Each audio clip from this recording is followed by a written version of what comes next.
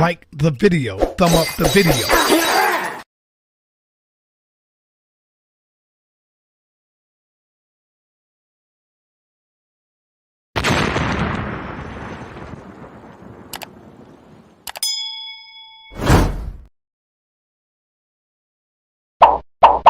Like the video, thumb up the video.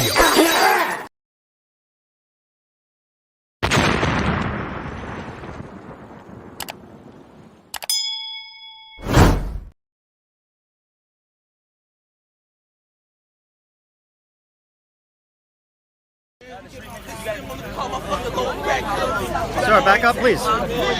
Sir, you got to back up. Come on, be a human being. Back up, please. Come on. Can I be any more nicer? Can I be any more polite? Come on, back man. up. No such thing as a white man being nice, man. All right, you said that, right? Yeah. Show me where y'all nice at. I don't need to show Come on, you, man. I'm just asking to back up. I'm back.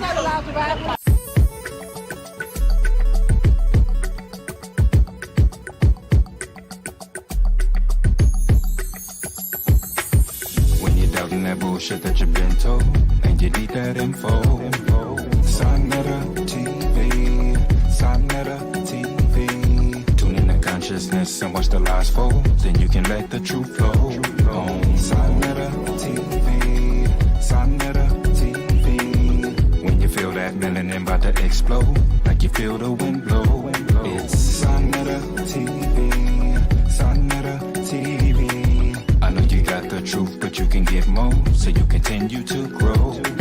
Sonetta TV, Sonetta TV.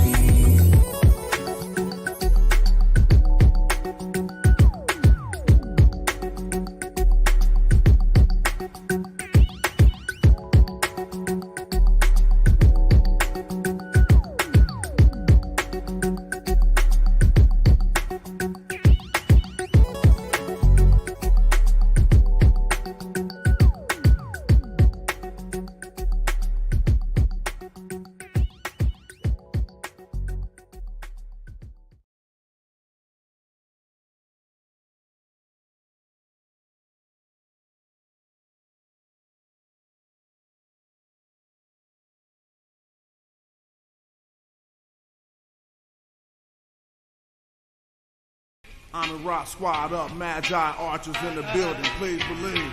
Oh shit. If you ain't Sonetta, no time for that interview, dog. I put my shit out for niggas, I don't send it to blogs. Clan kill off the Buddha, not being discreet. One puff, this big pops and projectiles. Between the sheets. Sun run, cold game, bring your cleats. The best flow blow, Eskimo, penguin feet. Don't need no blunt to burn. You run the turf with 10 niggas on the block. That's a punt return. Ayo, Dolomite prototype soldier with the solar light. Saber and he hold it like he hold a mic. Golden ice pendants. Sipping on that overpriced poltergeist spirits. Ripping at the open mic. Spoke the nice lyrics like Mama moved mean overnight. Golden motorbike holding on some Tron shit. That nice neon kit is on it. The king's libation with exotic liqueur. The queen's vibration like a Sada Shakur. A lot of the poor imported foreign threads they ain't got at the store. Nubian Kush and black top pottery jaws. 39% THC, the quality pure. Old rappers try to spit ain't hot as before. It's like I'm 5 flights above, bust the shots at the floor. Cats switch up their style when they ain't got it no more. Cause they gotta keep their product in stores to feed their kids. See what that weed did? The yes man agreeing on everything we said. I smell the mic like it's the love of my life. Don't get sliced and beat with the butt of the knife. Brother polite, I say I'm animalistic, cause I still be in the hood with my hand on my pistol. The Hebrews think I'm cannibalistic, E5 divination, channel the mystic, audio visionary. Let's play poetical Pictionary. Picture me burning down your missionary. Yeah, then I send you religion. That red dot on your head, that's Hindu tradition. Invisible, independent, intrinsic shit. I'll bring it all to an end with indivisible games. Charles Xavier, getting your brain. Mental anguish or manifesting physical pain. Wizard remains to dance in the chemical rain. Breathe slow, then I'm up out of this physical plane. Got military machinery that exercise, weaponized greenery. Shine at a jeopardize the scenery, son. Bruh, the beam 10 times your distance. Inclines convention. Stop rising with no trend line resistance. The parabolic breakout. I'm F-16 with the aeronautic fake out. God killer, the God killer, the God killer, the God killer. It's the God killer, the God killer. That's who it is. The God killer, the God killer. It's the God killer, the God killer, the God killer, the God killer. It's the God killer, the God killer, the God killer, the God killer.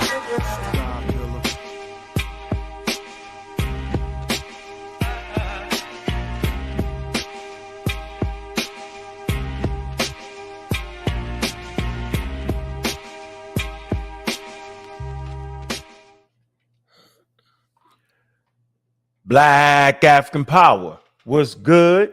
What's happening? A well-organized lie defeats a disorganized truth every time. Woo-hoo-wee, man. Y'all already know what it is, man. It's Bobby banging this bitch, man. What's good, family? How y'all doing, man? Let me let the people come on in the building. Man, I hope y'all check that fire showdown on Dr. Oyal Mayats, man. I appreciate the support. What's good though, family, man? How y'all holding up, man? Y'all know the title, man. Black to Egypt and its African origins. Seem to be a lot of discrepancies out there. I don't know why. I don't know why they keep doing it. I actually have no idea. No, man. What I do know is we're going to keep it science tight. That's all. You know what I'm saying? We just want to keep everything tight around here, man. And we're going to keep hammering away at it till we get it, man. Simple as that, man. We're going to have to continue our progress in these matters. Let's see what we got here.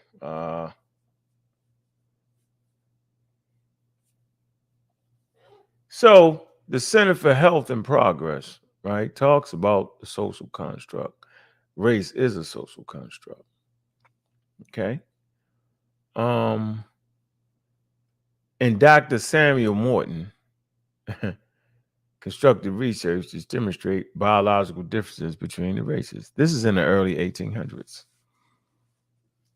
Samuel Morton, we talked about that. All right. We did. And so we're just gonna keep hammering it. All right. We is. And we're gonna talk about this. So I just want to say this, okay? Let me read this.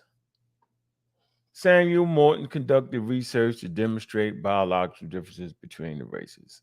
His extraordinarily flawed and biased findings have since been used to justify hundreds of years of horrors like slavery and genocide, you know, like that transcontinental slave trade that happened around the world that actually pushed humanity forward. Yeah, that's wild, ain't it?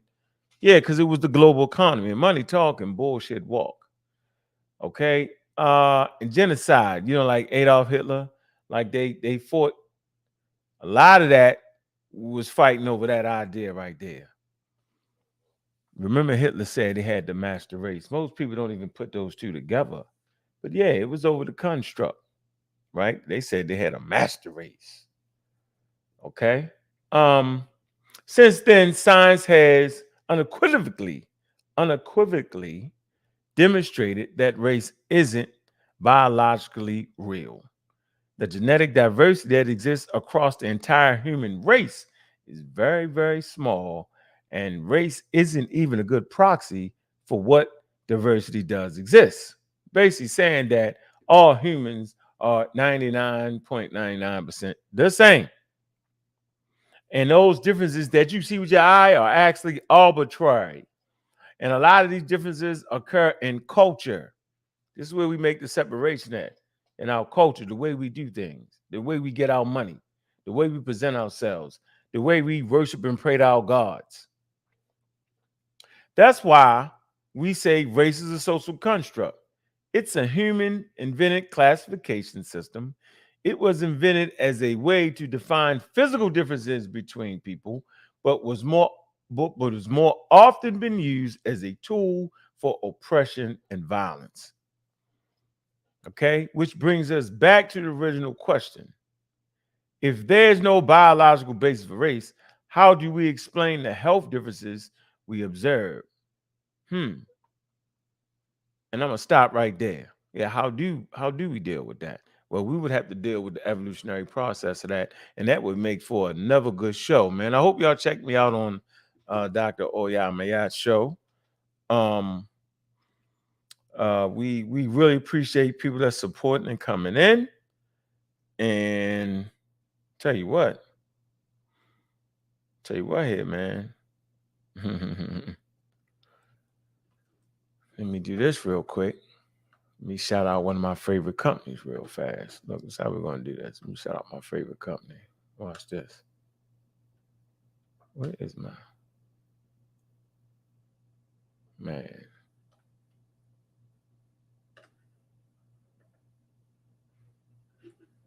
Shout out to one of my favorite companies right here.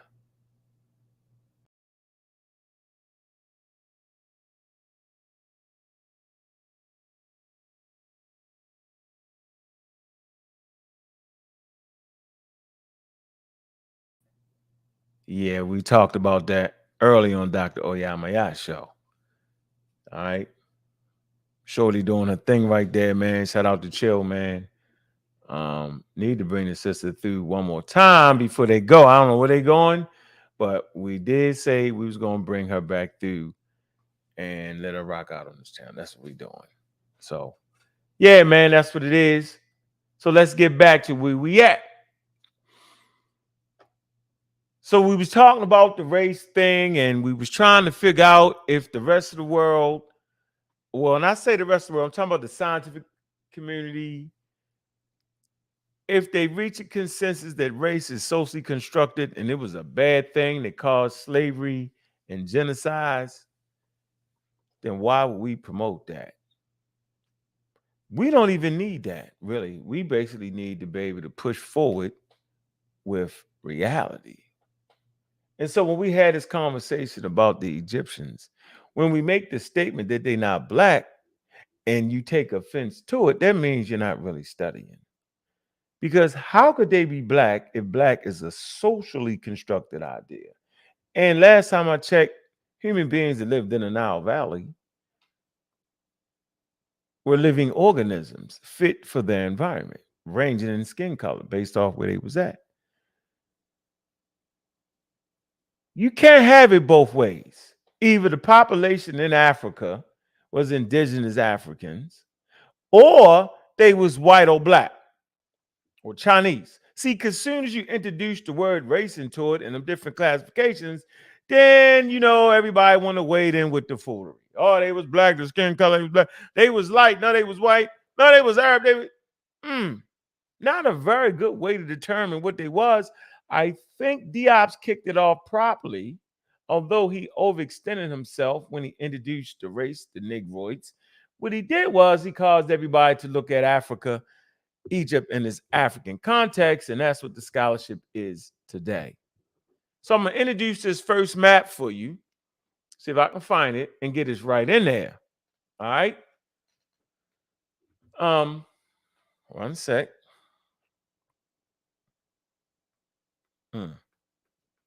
Drop this first map for y'all, then I'm going to back it up with some science, man. Man, let me see.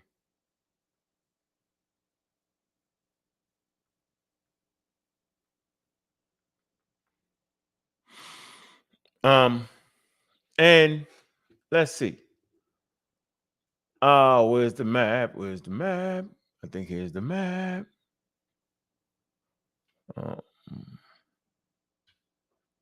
Make it a little bit smaller.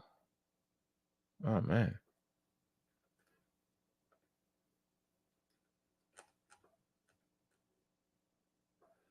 Oh man. All right, here you go. Let me share the screen. We're gonna start off with this. Let me get put some context on y'all. See what that look like over there.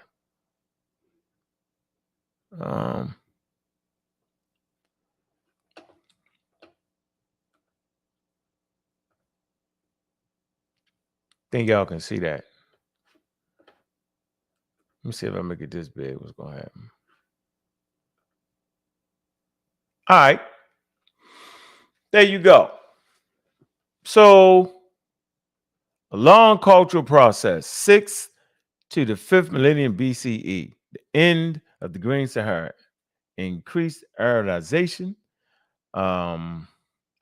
contraction of human groups to the Nile Valley, mobility, unorganized migration of small groups, knowledge transfer, trade, and exchange. This is what we got here. We got these different areas.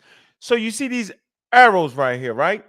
This is showing where human beings are coming from and going to, where they end up at.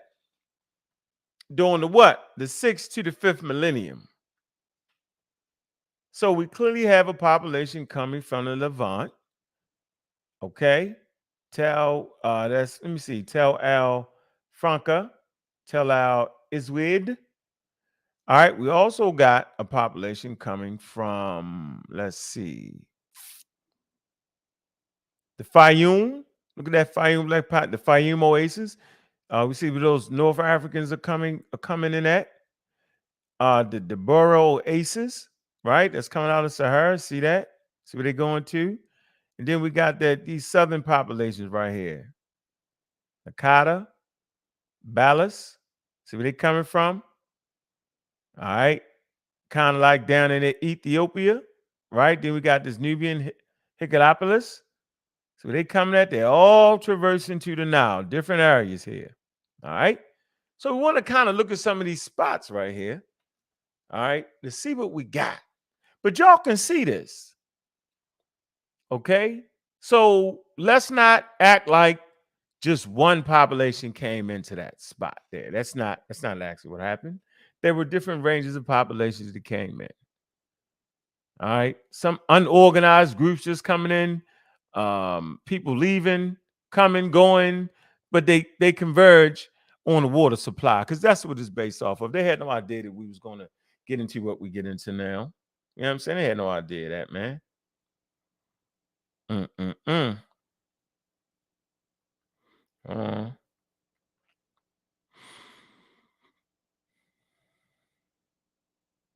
Where you at, Juju? Stop playing with me, man. Juju, hey Juju, you know what? You're gonna stop playing.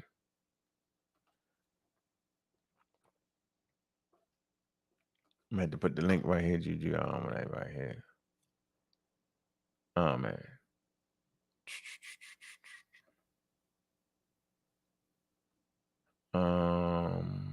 Hold on, Juju. I think this is gonna be real good. If I know it is. No, it is. I'm gonna get Juju the link.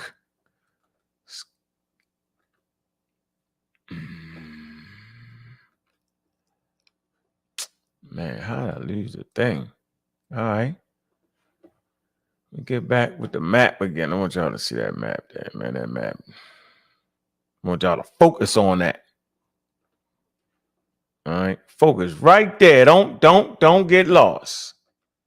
Don't let nobody start lying. Don't let them Don't let them do you too much. That's the range of populations coming in. Then I'm gonna back it up. Watch this. Hold on. Let me get this to Juju, pseudo killer official here. Man, shout out to everybody that's watching too, man. I appreciate that, man. I ain't had that roll call yet, but you know it's coming. Let me see.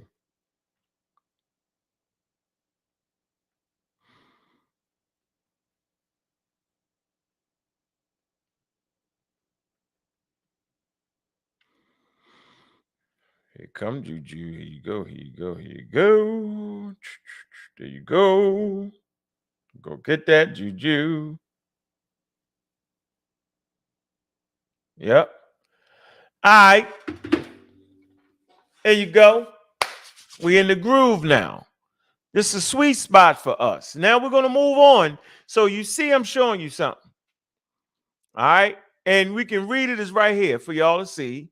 So this is disproving anybody just trying to make this one particular population. You're lying. You're lying. So we're not going to get out of range. We're not going to not talk about the population that migrated from the Levant into the Delta. We're not going to do that. We can actually go to the time of the Hyksos, where the Hyksos aren't even a group of people. That the name itself, and I verified it in a conference consensus work where there's a lot of scholars waiting in on it.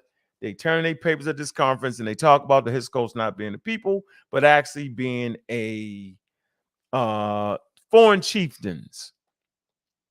All right. So if the Hyksos ain't the people, then who the hell was the people they was ruling? Well, they was ruling the people that's been in the damn Delta. All the way up there. Y'all see it? Franca, see that? Tel El Ishwid. That's the Delta. All in that area. All right. Coming from the Sinai. Y'all see that? The Levant. Let them be there. That's okay. That's part of human beings. Those human beings don't know that they in Africa or left from the damn Levant. I done said it 100 times and people act like they don't know what they talking about. No, they don't know. They don't know they in Africa. Y'all not there to tell them that they crossing into Africa, into this black population, ladies and gentlemen. No, you're not there to tell them that, so they don't actually know where they at. They just know they're migratory. Humans are migratory, and they go into these areas for refuge, and they go into these areas for food, clothing, and shelter. 6th millennium, 5th millennium, there's no Egypt yet.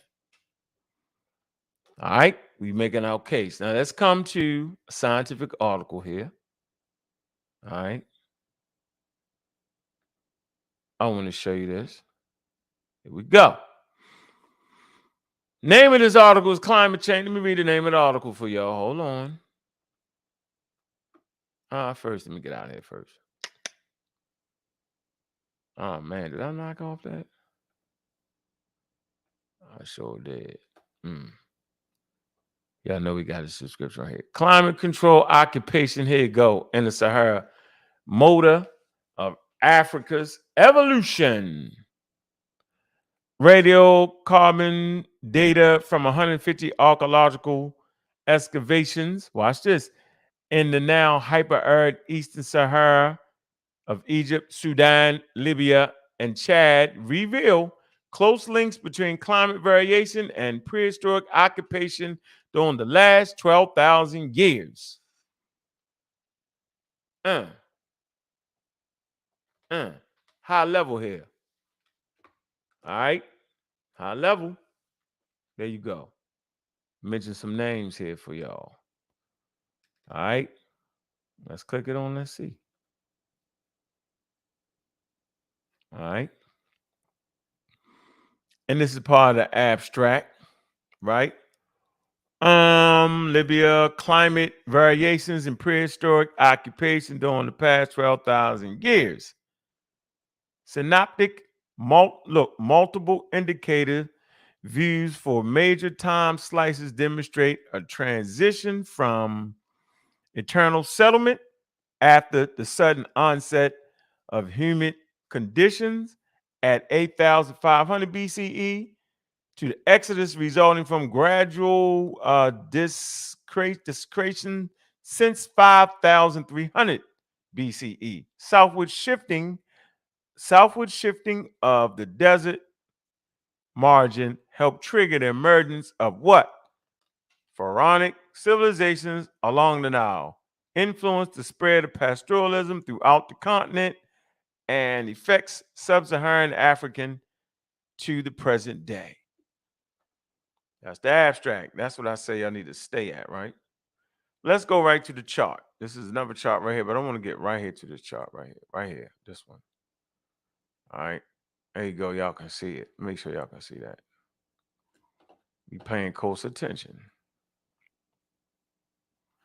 All right.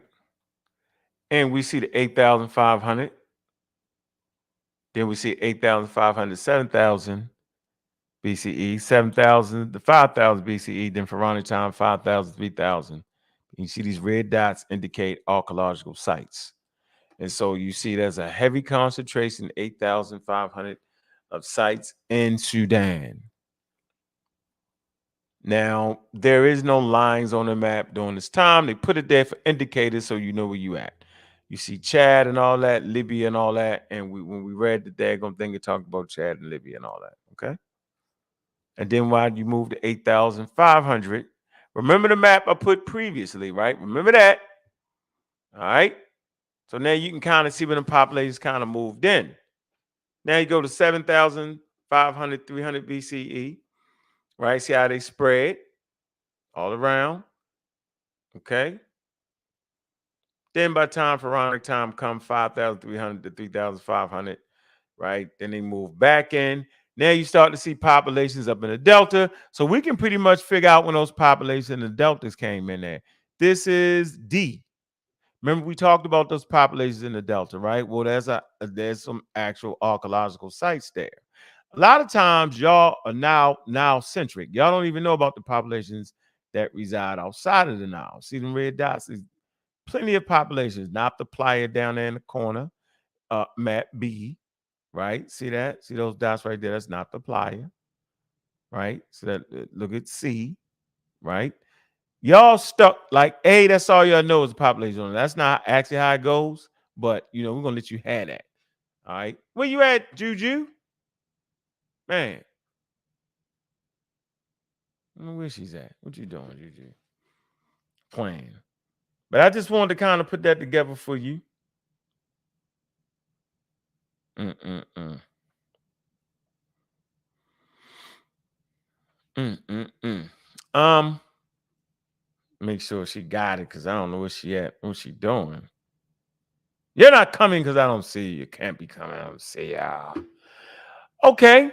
I'm gonna wait till you get here, but I want y'all to just to look at that, and we're gonna get in a little reading that's going to kind of explain all this, right? And you know, we don't gotta go much farther past this. I think this article is a great article, man. I want y'all to just see it, right? Understand it, man. At least some more people coming to the building, man. Where y'all at, man? I see you, JR. Thanks for that. Street Sufi, what's good with you? Venice 902 times 91 was good. I see you, Juju. You in here, Mr. Metro.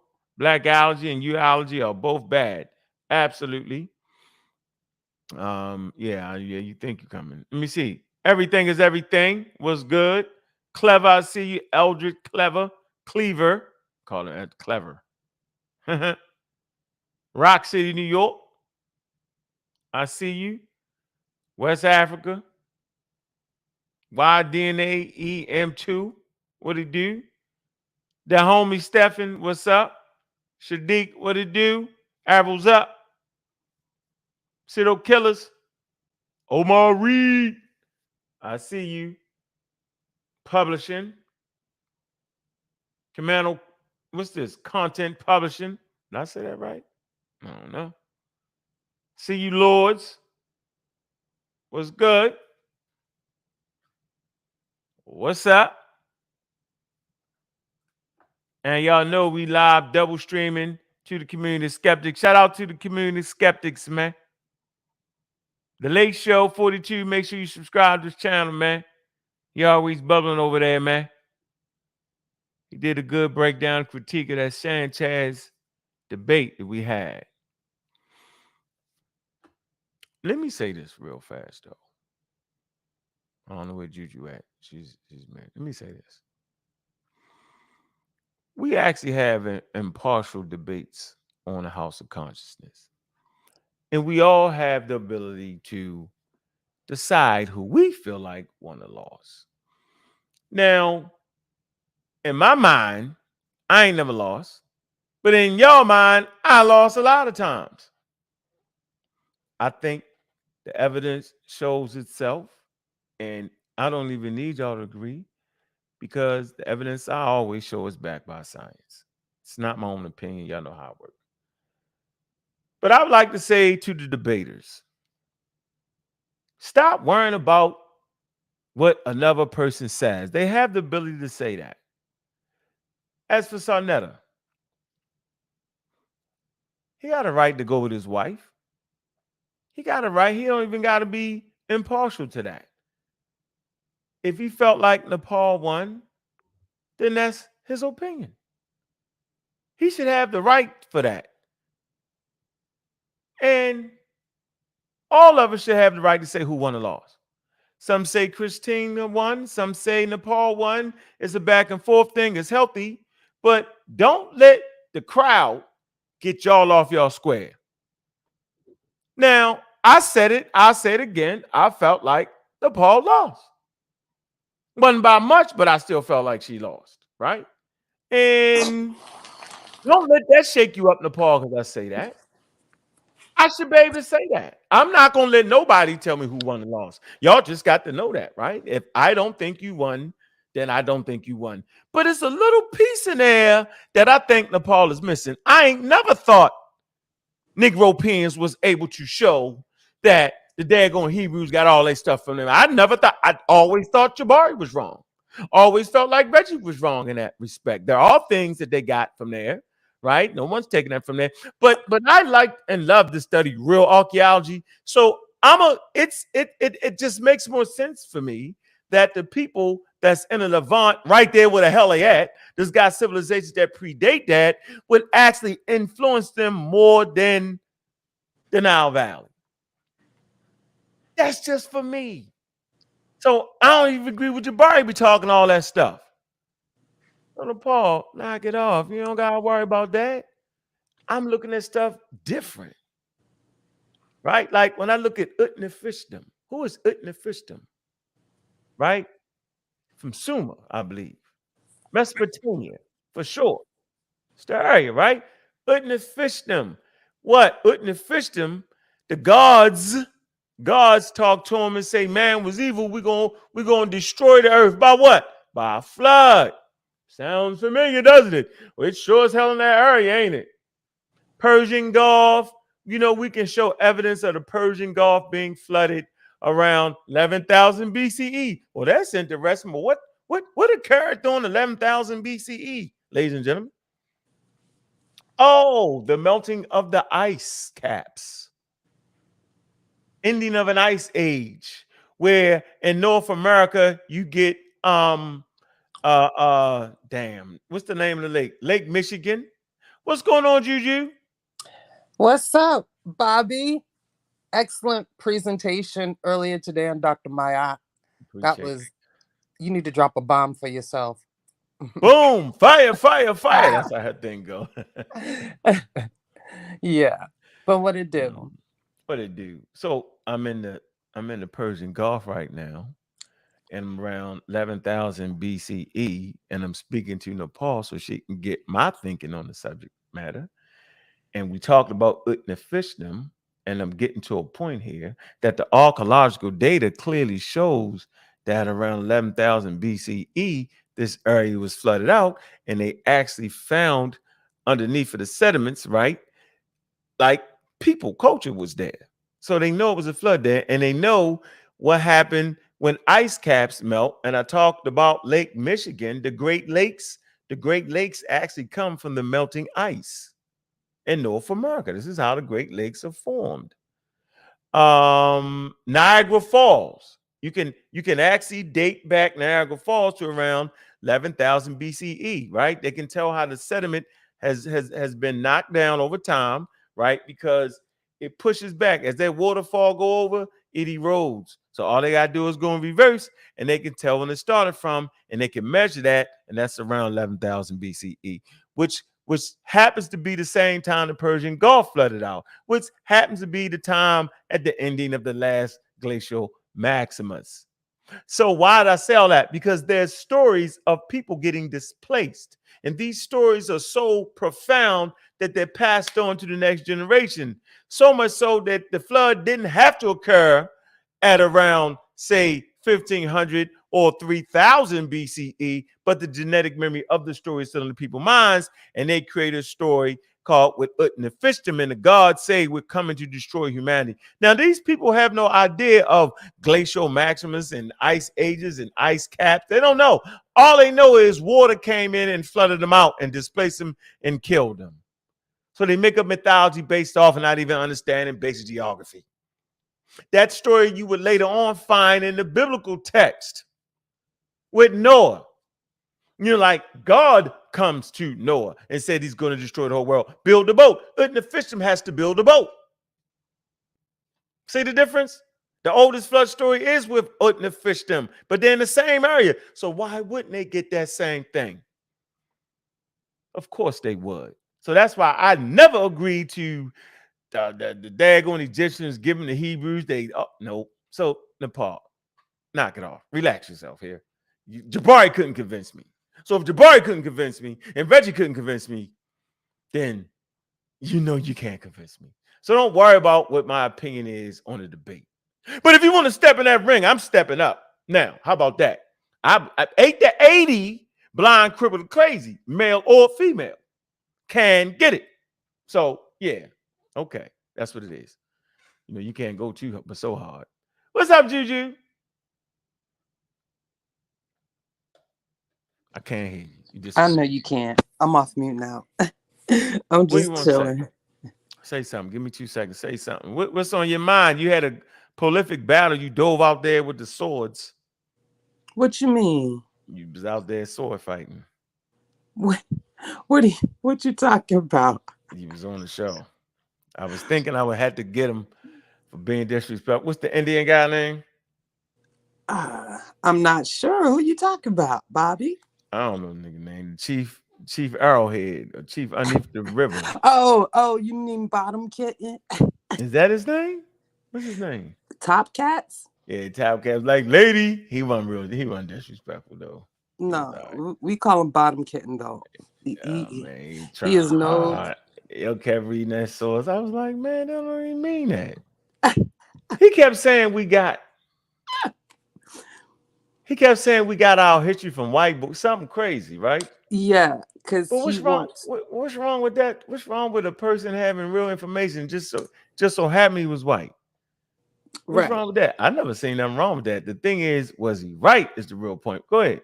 Yeah. But he always gets it confused with what's the gentleman's name? Herskovitz. I probably messed it up.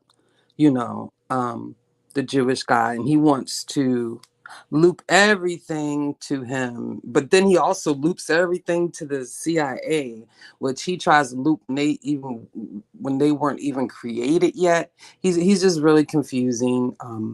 But I've been doing a little bit more research, so when he comes around, my block again, I'm really gonna be ready for him with the Uzi, because when I get on him about this, Harlem History Club, like he said something about the Harlem History Club? No. He just really gonna have to lay it down. But this is nothing that True Historian hasn't already, stabbed into him. What is he saying about the Harlem History Club? He's not, but it's a lot he don't know about it. So yeah, we gotta get him straight on it though. One of his things is we are bought by the guy who was one of the owners of Sears and Roebuck, Rosenthal, because he purchased the Harlem YMCA, which was utilized by the Harlem History Club because they needed more space. Because at first it was, I think, at Schomburg's house, which wasn't enough space. So they need to find a place where they can have a little bit more space. So they decided to go to the Harlem YMCA, which was built with funds from the philanthropic work of Rosenthal. And so they try to misconstrue that. What they never tell people is that the Harlem History Club also had to pay rent to utilize this space. And nothing was ever given to us by anybody. And let me make a note, Rosenthal was also Jewish, but that had nothing to do with it. So members of the Harlem History Club included the likes of John G. Jackson, J. Rogers, John Herrick Clark. It's some more. And so those are the few. So, I mean, and if we knew who these people were, we know for a fact that they are not parakeeting what, what nobody told them, like that they are telling you the stuff that they have researched themselves. Like some of the original members of the Harlem History Club were anthropologists and historians themselves. So, that's just how it goes. That's all I'm gonna say on it right now, but I'm still doing some more in-depth research. There's a lot of stuff that I didn't know, or I don't know as much as I need to know for my expertise, especially John G. Jackson, Bobby, because I know he's one of your look-up-tos, along with Hubert Harris. So those are kind of on my plate right now for studying. And, I probably had to go take out the dog. But let me give some more shout outs to the chat. I'm going to start doing shout outs to people. Mr. Metro, we got Dr. Lamb in the building. Hey, sis. Always going to keep telling you congratulations till you're sick of us. We got Jiminy the Goddess. What's up, sis? Love you to pieces. We got Gullah Griot TV. What it do? His nickname is Machete, because he's always massacring abos everywhere he go.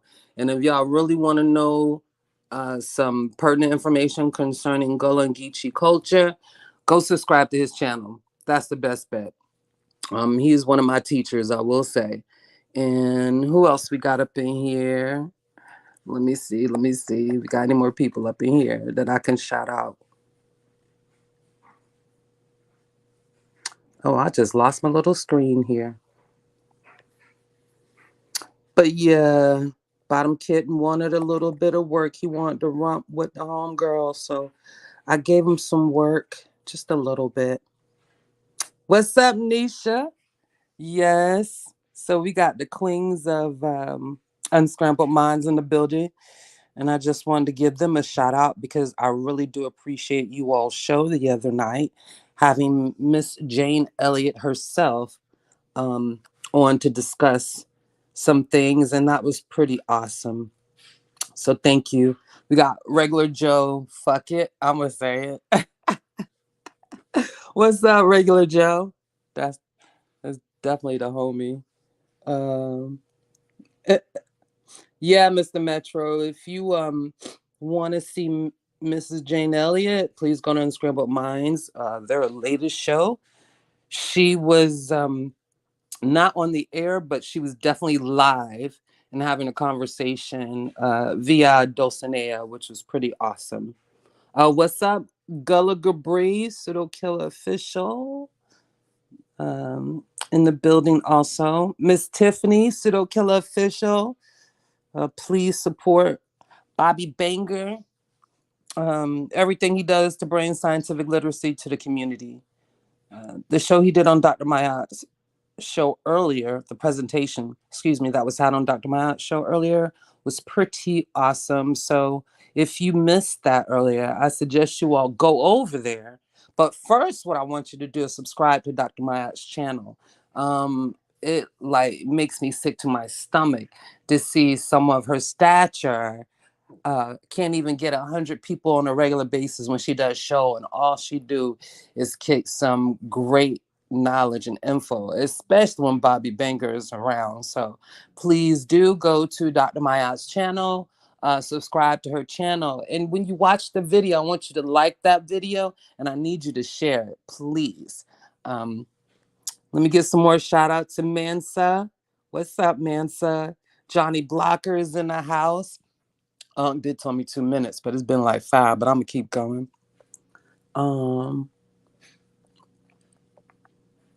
Please like the show, y'all.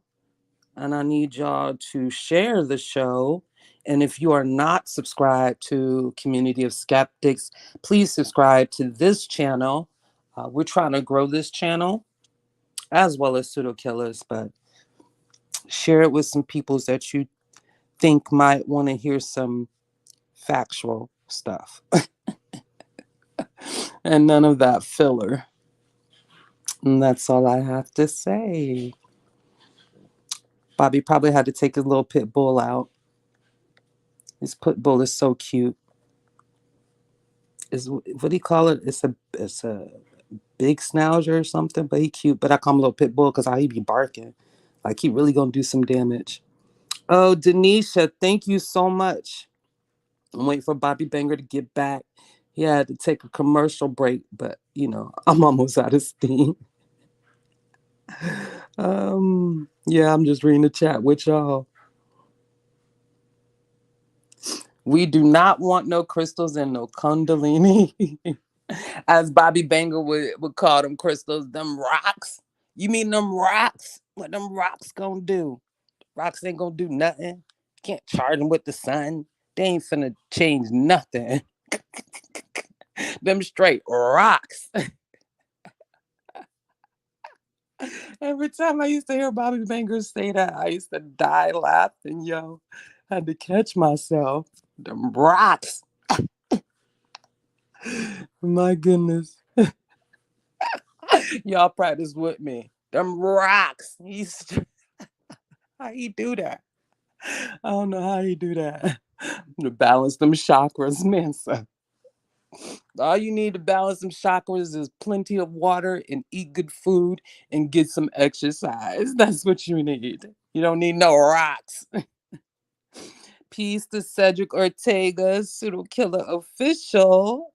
Yes, I can't wait until you eat Lex Vortex up for dinner. Yes, we are waiting on that. Yes, Johnny, I am a Florida girl. Do you have any questions for me?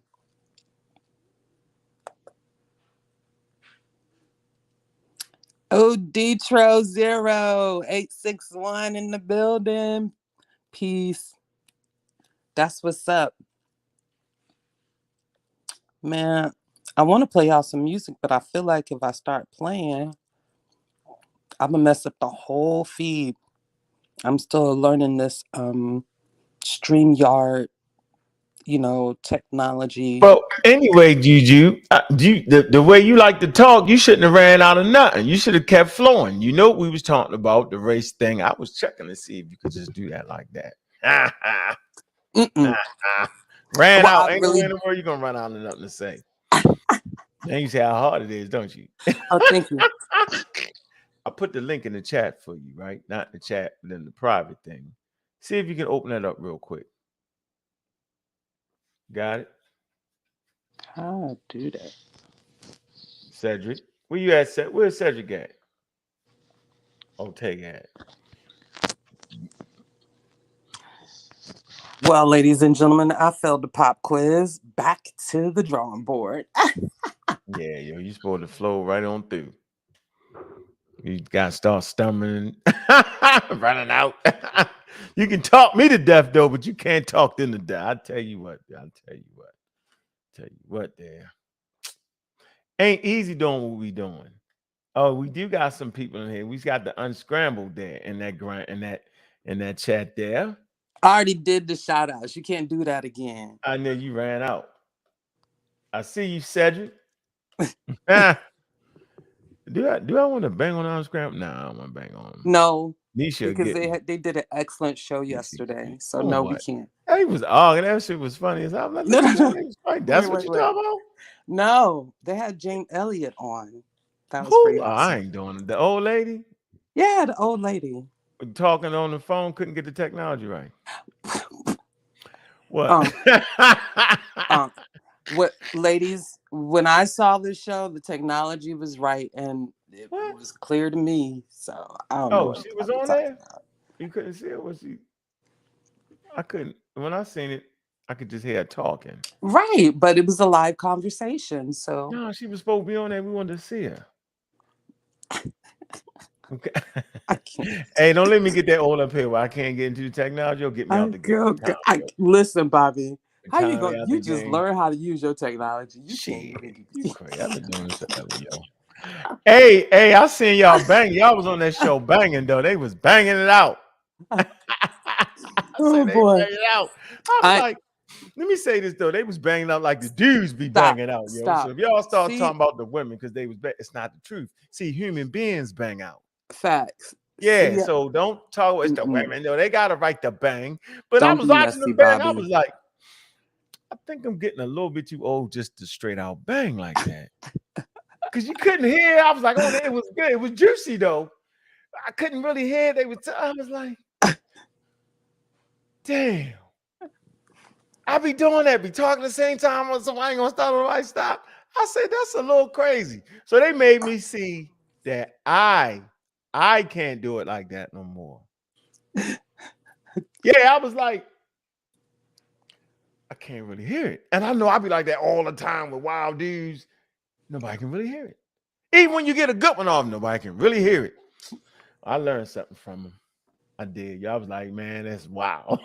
Why you had to be messy? Leave it I'm alone. telling the truth. We I not- realize that I'm not doing that no more like We're that, not yo. talking about the messiness, ladies and I'm gentlemen. not doing that no more. We're yo. not gonna do that. I'm not I just arguing with wanted people. to answer a question. I'm immediately putting them out the chat and say what I gotta say, then maybe rising back up so they can say what they gotta say. But all that talking over, it's madness. Trust me, yo.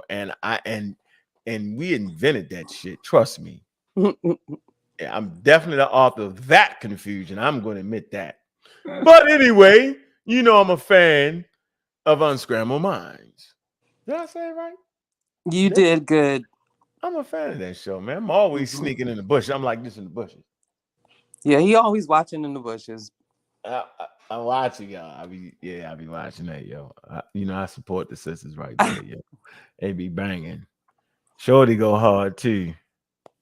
Dulcinea or Nisha. Them the two hard bangers. I bang on Dulcinea because she's anti-Bobby banger. See, you cannot be anti me because I'm for the people. Oh Lord. I'm for the people. This done took a hard left, people. Put on your seatbelts. Jim and all, she go hard. You be like, yo, she from the hood. You tell somebody from the hood. Oh my gosh. Like, she's from the hood. Who else? Nisha. Yeah, Nisha. She's a hard banger over there. Tell the whole damn truth. Listen, you ain't going over there by yourself. She be like, nah, that's crazy. She go, hey, it's a woman after my heart right there. She be straight. She gives it to him. Anyway, man, they got a nice mix, all of them, man. I like the whole thing. The whole thing with different personalities. I think they just need to get some better guests on there, yo. They be having pseudo guests on there. I be like, come on, yo. Get some better guests on there, man. I feel like they can get some better something. They need you back over there. But you ain't going by yourself. He ain't coming by himself, ladies, because I ain't finna jump him like I tried to do the last time. That's all I got to say. Jump me. I'm good if they can't jump me. Man, they tried to jump you the last time. Joe Pugger, did they? Marcus, what's good, man? I'm definitely supporting them, but I was gonna come over there, but I didn't want to be in the middle of showing in them. I ain't want to do that, man. Yeah. We're gonna we need to bring the whole pseudo killer crew over. That's what we're gonna do. We should. Whole crew come over there. That's what we're gonna do. We're gonna come over there, yo. Yeah, do that. Well, yes. Did you get the article? I was trying to give you a chance to get the article. Did you get it? I did. I wanted to answer a question for one of the chat. He wanted to know, was albinism, did white people get albinism? Yes, they do. All humans have melanin, and albinism is a condition of melanin. That's it. Or you can Google it. What did they get? All humans get albinism. That's what I'm telling him. Oh yeah. He asked that white people get it, and I told him yes. It's a condition of the melanin. Oh, so he thinking that white people is that because of albinism? No, that's not. No. He was asking if white people could get it. I guess he only thinks black people can get it. That's what I was under impression. Oh no. Humans get that. That's a human disease. It is a human disease. Absolutely. The melanin. Yeah, absolutely. And they don't live past what 25, 30? I For the know most some part? people with albino that are albinos who have lived past that. I'm giving So you the average. The okay, average. Yeah, the don't know average. the average. Well, because there's many different levels to albinism, and there's many different like disorders you can have because of that. Also, some people fare, better than others. Yeah, all humans can have that trait. That's not just a white thing. Yeah. Y'all can look it up. Albinos in Africa. They definitely not white. They Well, Gullah albinos. said there's types of albinism. Yeah, we ain't listening to Gullah. He gonna confuse. He's gonna go to place. Man. You know how Gullah do. You gotta get a fucking degree to understand what Gullah's saying.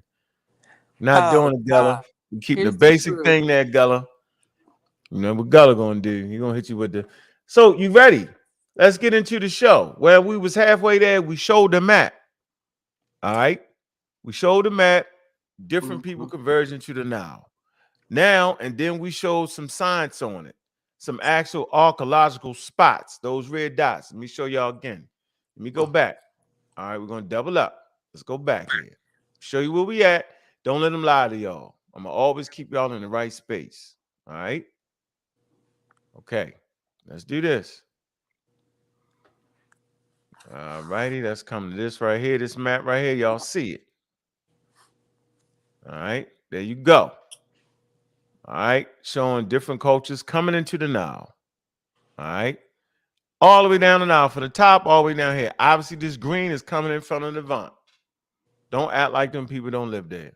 And I talked about the Hyksos and how they was Asiatics. They lived in there for a long, long time. Okay, prior to the coming together, what they were later on called Egypt. They there. They don't know they there. They don't know where the hell they at. They just know they there. Some good land for them to do what they're gonna do. All right. They're not called Asiatics then. Okay. They're not called Africans. All down here, the red, the purple, they're not called African, the yellow, they're not called nothing. They call whatever the hell they call themselves. Okay. And they don't know they on the Nile. They just know it's a river with resources. Right? Got to put your mind where their mind was. They manipulating their environment, right? So they can have babies that can have babies. That's what they doing. Survival. Genes are surviving. So you see this branch red coming from the Red Sea area. Okay, purple coming from that area. So that's what it is. And y'all can't prove nothing more than that at all. What y'all want to do is y'all want to take the green away. Y'all want to take the yellow away. Y'all want to take the red away and the orange away. Y'all just want to stick with the purple and the blue. That's not true. It's not accurate. That's complete foolery. And we refuse to do that. So, all right, that's it. Let's come to the climate map now. All right, here you go. This is the archaeological survey right here. All right. Red dots represent archaeological sites. 8,500 BCE. No Egypt, no Sudan. That's just there so you know where the hell you at. None of this. They don't understand then nowhere they do that. They just human beings surviving on the river. And they be really wanting to get away from the river because that's the wildest place to be. Because everything want to drink from the river. Everything That's come to be. First of all, when you look at A, you don't see no sites up there in the Levant or what's the damn thing called right there? Sinai Peninsula. Yeah, in the Sinai Peninsula. How about the Delta? We don't see no sites there. They're not there yet. We have to come into around maybe 5,300 to 3,500. Then you start to see sites up there in that area, in the Delta area. C, all right, you see sites moving towards up there. Fayum, that's a site, 7,000, right? Then you got Eastern population coming in. All that's in the game. So let's kind of explain these populations now. What y'all can't say is that there's one type of African there and there's no people migrating from the Middle East. You can't say that. And I think what I want to do is, hold on. All right. Nice, Bobby. Yeah, see, everybody be talking the talk, but see, I'm gonna walk the walk. I see. You better walk it. Walk it. Yeah, we not gonna do this. You know what I mean? Mm-hmm. Let's see what this is real fast. Hold on. Did I get that right? Man, confluence. Man, what I want to find right here. Man. Let's see. See if I can find this real quick on the fly for y'all, man. You know, I'm gonna open up the panel. You love being on the fly, though. I don't stay on the fly like that. People they miss. You know what I mean? I can't find it. But what I will tell you is, if you're looking at that damn map right there, and you're looking at, make sure you're looking at, y'all looking at the map, which you should be, right? And you see the Sinai Peninsula, and you moving up. They call that area the area of confluence because that's where several continents will meet. So you're gonna always have heavy mixing there. First of all, you got heavy mixing amongst Homo sapiens anyway. Back migrating in, the whole thing is mixed. All right. Let's never the racist aspect of it is just one. It's just this a race, that's a race, unmixed. That's crazy. That ain't even it. That's the way we learned it, but that's not it. Okay. And a lot of us have a problem with that. And they did the study on baboons. You got different species of baboons, and whenever they ranges cross, they mix. So whenever ancient humans, going back in time now, not in this time period, whenever ancient humans came across these other hunting range, because humans hunt and live, right? It's a range, they mix. Whether it's Homo gastal or Homo Neanderthalis, right? Yeah. Or Homo genosovin, they mix. They don't know they Homo genosovin. They don't know that. You're not there to tell them that. Denisovin. Oh, hold on, Denisovin. They don't know that. I'm not messing with you. I'm an African. They ain't give a damn. I ain't met them Homo Neanderthal. They was like, shh, get me some of the nookie. Right. We're not poom poom over here. Wasn't thinking that, boy. They was thinking about reproducing. Anyway, let's move forward. All right. So let's get into the discourse. All right. So you got it, right? This is what I want you to do. Yeah. We basically want to read, you see it on the screen, right? I want to start reading right here. Early Holocene reoccupation. And we can get into it. I highlighted. Okay. See that? Undo. Yeah, and as we go down, I'm gonna highlight some words. I highlight it, and we're gonna go there and see what they look like. We're gonna play the game at the highest level. That's what we're gonna do. Got it. It's a couple sites, like right here. Look, right here. We want to see this region field area. You want to see what that is. You ain't want to start at the abstract? I thought that was pretty good, but you want to read? You want to start again? I read the abstract at the beginning of the show. Oh, okay. I missed it. Do you want to? We don't got to go back there. If y'all want to hear the abstract again, put a 1 in it. No. Okay. No.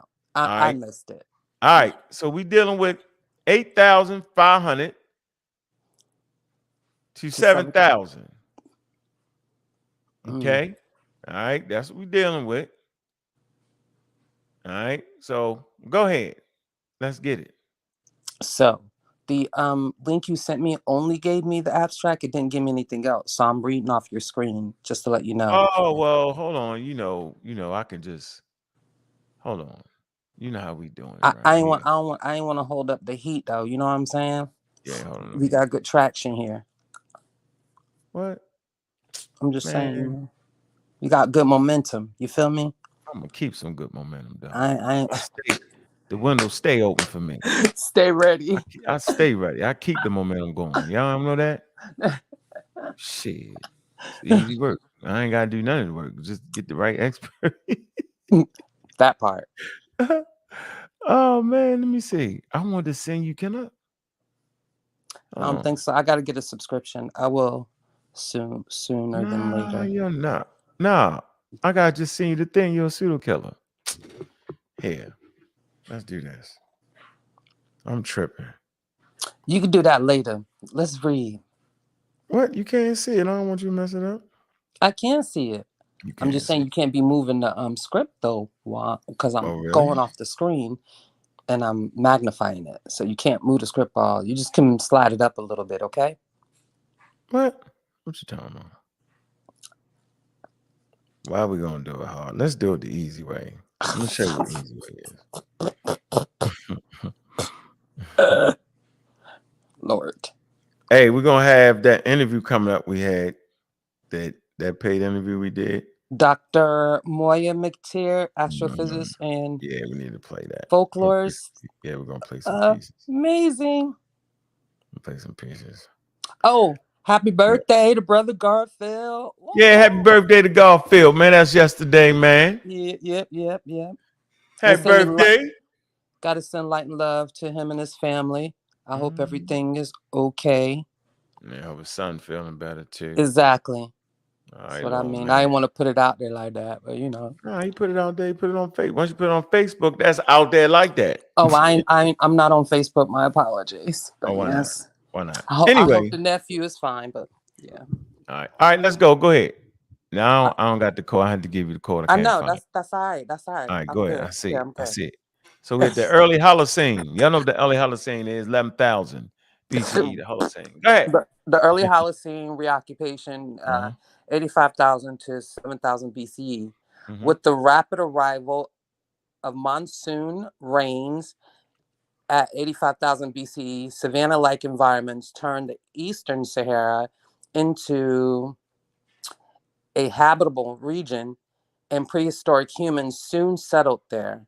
Hold on. So Eastern Sahara into a habitable region, prehistoric humans. Yeah. Humans. Meaning they could live and eat and thrive soon there. settled there. Habitable. Let's see where they at. Go ahead. Eastern Sahara. Eastern Sahara into habitable, yeah. North, south, east. Y'all know what east is, right? Groups from the south already adapted to savanna ecology extended their traditional way of life following the northward shifting rains, whereas Nile dwellers may have left the inhospitable valley. The Epipaleolithic toolkit, as well as the archaeozoological evidence from Napta and Kiseba. All right, let's stop. Hold on. Let's do it the right way. That's Napta. Yeah, is that Napta Playa, same area? You know what it is. You know what it is. Yeah. You know what it is, ladies and gentlemen. All right, here you go. Napta Playa. Okay. And this is one of them oldest discoveries, discovery of Napta Playa. Yep. And that's the first astronomers. There you have it. All right. And then y'all should know where it's at, right? Y'all know where it's at. Yeah, that's in upper. That's what they consider like Upper Egypt, or those parts are below it. Nubia. Yeah, that's down in Nubia, and that's well, let me see. All right, hold on. Let me do that. Hey, y'all see the map? See the red circle? The red circle. Can you see it? I see it. Small. Yeah, right, it says Napta Playa. All the way down there. Let me do something better than that. A swan. It's below a swan.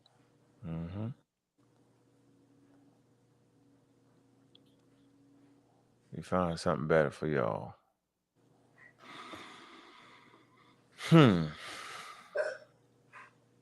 I mean, you always talk about Napta Playa. If people don't know by now, I don't know. They lost their mind. They jumped out of the middle of nowhere. They messed up the whole thing.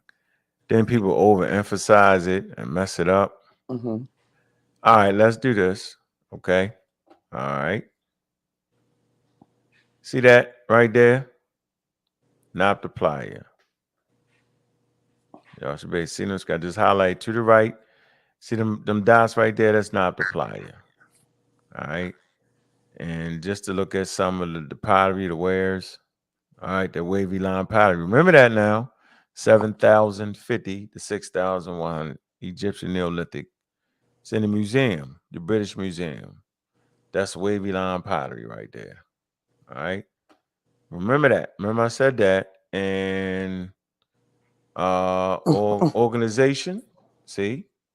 Archaeological discovery revealed these Stone Age people seem to have lived a more organized lives than their contemporaries near to and in the Nile Valley. The people of Napa Playa had rough stone built villages. See what they say they got?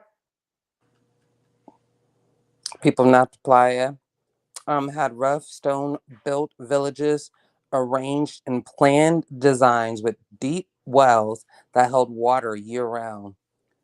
Yeah, that's Sounds a doozy. pretty. That's a doozy for y'all. That's yeah. See, that's something for y'all to just think it through. Let it stay right there. Right? Let it stay right there. All right. And of course, Christopher Eric, right, does a good piece. I ain't gonna get into all that. I'm gonna let y'all get into that right now. Khartoum, right? These are areas y'all should look up for a minute. Yep. This is the archaeologist right here, Fred Windroth. Okay. Does a great job with that. Talking about the early history. And let me see. One more thing. One more piece. One more piece.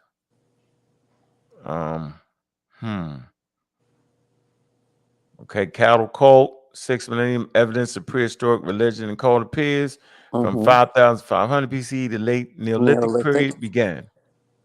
A new group of complex systems expressed degrees of organization and control not previously seen. The new peoples were responsible for sacrificial cattle burials, clay-lined roof chambers, covered rough stone tumuli. Yeah, those tumuli would be the precursors to what? Tombs, The pyramids. Or precursors to the mounds. It's a mound. Mounds, yeah. And It's then steps, right? the tumuli is a precursor to the mastabas or mastabas. Right? And all of a sudden they start building these daggone mastabas and they stack them on top of each other and make them bigger and bigger and bigger. And then somewhere along the line they start stacking them. They get away from the mud because first they in mud, dirt, then they get in mud. Mastabas be mud. Then the mud gets stacked, and before you know it, they start putting stone. You know what I'm saying? And now you end up getting the step pyramid. And then somewhere along the line, you transition to the Great Pyramids. Make a lot of mistakes along the way. I'm not saying it's exactly in that order. All right. So anyway, y'all see this. So we got that right. Okay, let's move out of here real quick. Let's go back to your article. Now, where we at? We right here, right? Hold on. Go ahead. Napta and what? Napta and Kasiba. Okay, what's that? Let's look it up. Look it up. Wiki. Bear. We don't gotta go wiki if y'all don't want to go wiki. Now you know we can. I know because we got We don't science. gotta go wiki now. We got the real. We don't gotta go wiki. We don't gotta go wiki though. We can go wiki. Let's see. We got sources for everything. Wiki is just the easiest thing that other people can get their hands on. I'm gonna show them. Bet I can tell them. Let me see what I want to do. When some clown jumps up to get beat down, broken down. All right, let me see. Yeah. Oh boy, funny. It's always funny. So here, always funny. Can you see it? Rocking to sleep. Yeah. You see that dot right there? Bear Kasiba. All the way down here. Bear Kasiba. Ooh, that's like Sudan, ain't it? No.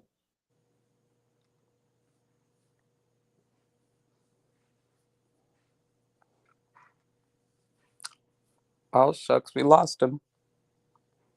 He'll be back. All right. You say Sudan. You hear me? I can hear you. All right, where was we at? We was right here. We lost you for a minute. We was at the map. I ain't lost me nowhere. I'm gonna get back at it. My button. Yeah, hit the wrong daggone button. You done did something. I need a map of Bear Kasiba. There you go. See it? Gemini the goddess said we lost the dot. Oh man. All right, so here you go, right? All right, here it's you right go. near Napa Playa. Okay. All right. Okay. Got You it. see, Okay. look at that. You see Aswan, right? Yeah. Lake Nasir, Nasir. Yeah. right? Wadi Haifa. Second before this- cataract. Yep. First cataract. See the first cataract, right? Mm-hmm. Yeah, Aswan, right? Correct. So these two sites is below the first cataract. Just for y'all general knowledge. Moving close to the second cataract. There you go. All right. Now let's move. Now we moving. We moving smooth. All right. Oh man, hold on. Damn. That was Wait a good minute. visual. Yeah, but I need to read. I need for y'all to read something here. Damn it. Hold on. All right, y'all can see it, right? Okay, we here. Now where we at? You see it? What we want to do? You trying to show us the picture? Right here. Go right here. Go ahead. Okay. So Bir Kasiba is a Neolithic archaeological site in Egypt dating from approximately 11,000 to 5,000 BP. That lies approximately 250 kilometers west of the Nile in Lower Nubia. Excavated by Fred Windorf. Hold on. Fred Windorf, the one that gave those 1 million artifacts, Sudan artifacts to the British Museum. 1 million. But go ahead. Gosh. Ramlad Child, and Angela Close. Bir Kasiba, along with Napa Playa, has some of the earliest evidence for food production, permanent settlement, and more diverse technologies as compared to sites from the late Pleistocene. Windorf and associates argue that cattle and pottery were here as early as any other place in Africa, although this assertion has been challenged. Okay, so we come right here. Let's see. So that's all where right. the wavy pottery is. That's what you get. Yeah, I got it. Wavy pottery is all over the North Africa, Northeast Africa, and North Africa. Okay. The pottery is all over that. But that's for another discussion. Anytime anybody want to get slick, I can just dive for their head. Easy work. Yeah, you know about that pottery. Yeah, anytime they want to play that game, we could play that game. But I don't think they want to play that game with me. They're going to study up a little bit. Okay, so we did that. Now we right here. Go ahead. Defines. Go ahead. Not apply it and go ahead. Kasiba does what? Yeah, Napta and Kasiba defines them as hunter-gatherers, possibly already practicing some animal husbandry. Y'all know what that is, right? Domesticating animals for food. Right. Okay. While this pastoral foraging economy needs further confirmation, wavy line decorated pottery, told y'all remember that. The first ceramics in the old world, is a key African achievement of the 9th millennium. All right, so this is the journal Science going in on that. Early pottery. Okay, 9th millennium, that's 8,000 BCE, 9,000, 8,000. Right, got a source for that in the journal. Right here, Bob said, pop up, Google Scholar, y'all go ahead. Africa, prehistoric, 2003. Right, we can go to the reference if need be. Nice. Boom. We there. We in the game. We ain't playing with them. Y'all need to relax. Calm down. Calm down. Remember, we came from the journal Science to Wikipedia. Calm down for all those cracking jokes. Okay, so where we at now? Old world. Y'all know we talked about the old world, new world. Right? Real quick. All right. Like to make this whole thing fascinating. Yeah, because y'all pay attention. Columbian Exchange, right? This is the Uh-oh. old world. Look. Named after Columbus. Hmm. Here you go. Columbian Interchange. You want to read that? Go ahead. It says the Columbian Exchange, also is known as the Columbian Interchange, was the widespread transfer of plants, animals, precious metals, commodities, culture, human populations, technology, disease, and ideas between So the New wait. World I think this is important right here. Disease. We'll come back to that. Go ahead. And what? and ideas between the New World, the Uh-huh. Americas, Mm-hmm.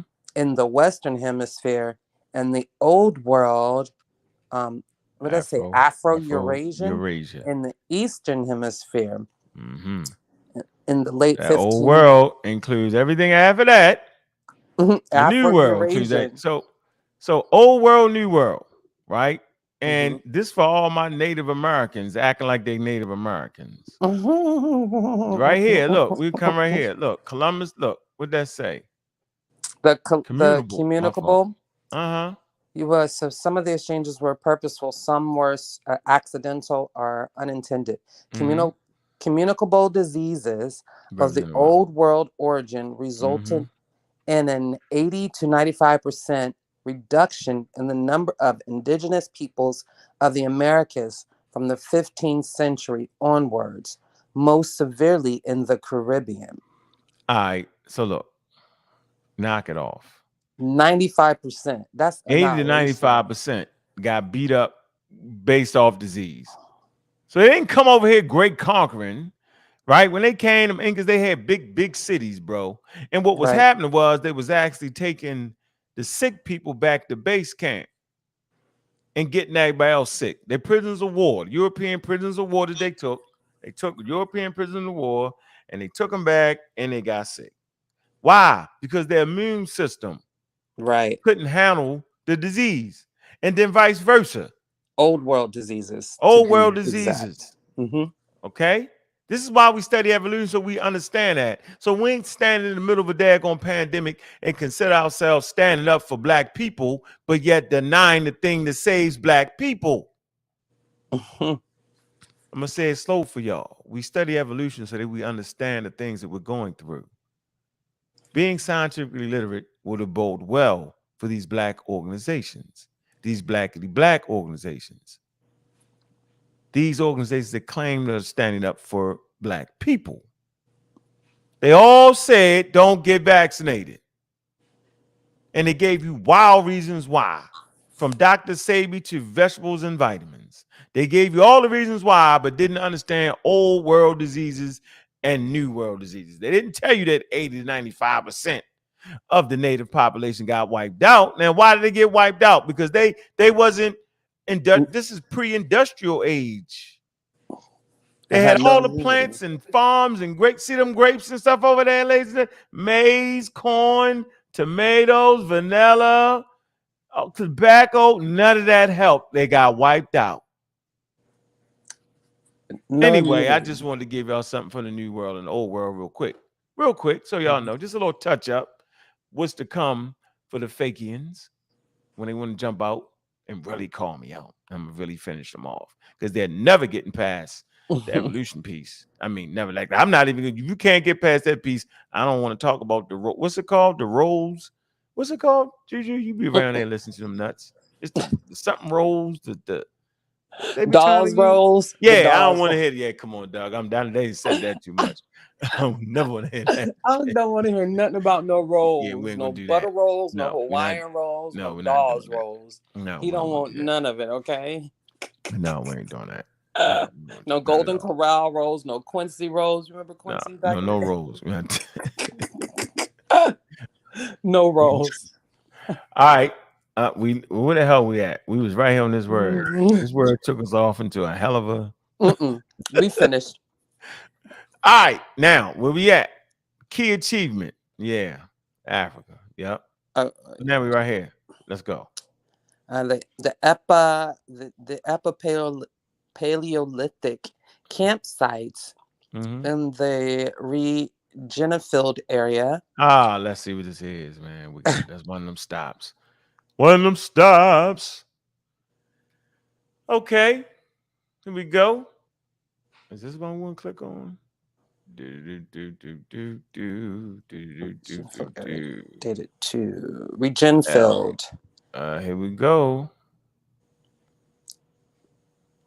A storage place. El Kadar, you see that was a strong place for El Kabir. For the. Want y'all look at some of this? All right. Sir. The rotation expedition. So let's come here real quick. El Qadir. Look, let's just look at it. Look at it. Right. Watch this. We're gonna get into a whole daggone beautiful.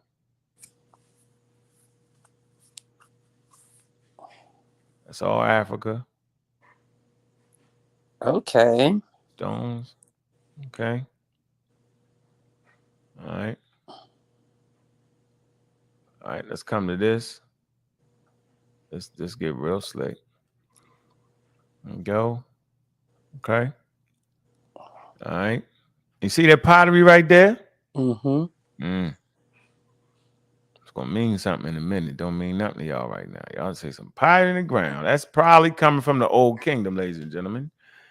Now, some people might not want to hear this, but let's get them to it anyway. Oh, Lord.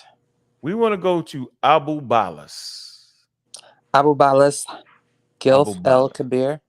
We're going to go to Abu Balas. Let's see what Abu Balas is. Hold on, Abu Balas. Hold on. This is y'all going to have fun with Abu Balas. I can't even get that. Hold on. Damn. Abu Balas.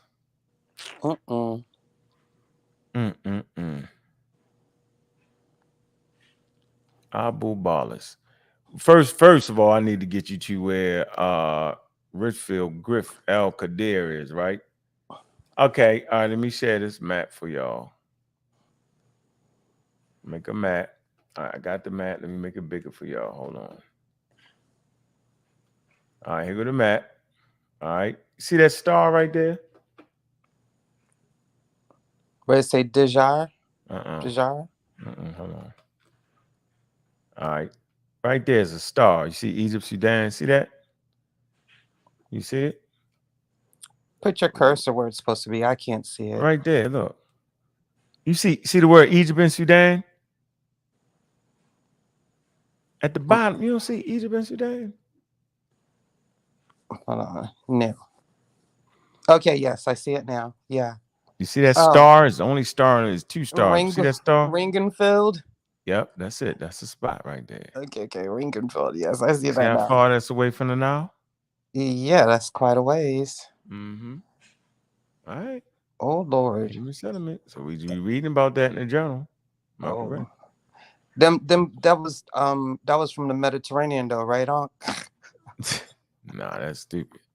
Nowhere near the Mediterranean. Who says that? Which one of y'all say that? Yeah, don't do that. It got nothing to do with that. I'm being petty. I'm being petty. You're getting super petty. No. Because somebody in Dr. Mayat's chat had the audacity to say not the Australopithecus, but the one before that, the Ari something. That's where the Egyptians came from. From the where? It was the hominin that you were talking about. Well, the archaic hominid. The hominid. It was the one before Australopithecus. I'll get it for you in a minute. Don't let me stop you. All right, go ahead. I'm listening to you. They said in the chat that's where the Egyptians descended from, because the remains were found in that area. We're near that area. Oh yeah, they know what they're talking about. It was your homie, of course. He knows. Yeah, it was my homie. Chefrin said it. He was having fun. Okay. He know better. That's what you're saying. Yeah, he know better. Definitely having fun. He know better though. All right. Yep. All right. So, man, it's a site I need to find at, man. Remember them pots? God damn it. The Ringenfield area. No, this is not it. I need this is serious right here. Let me get this straight right here.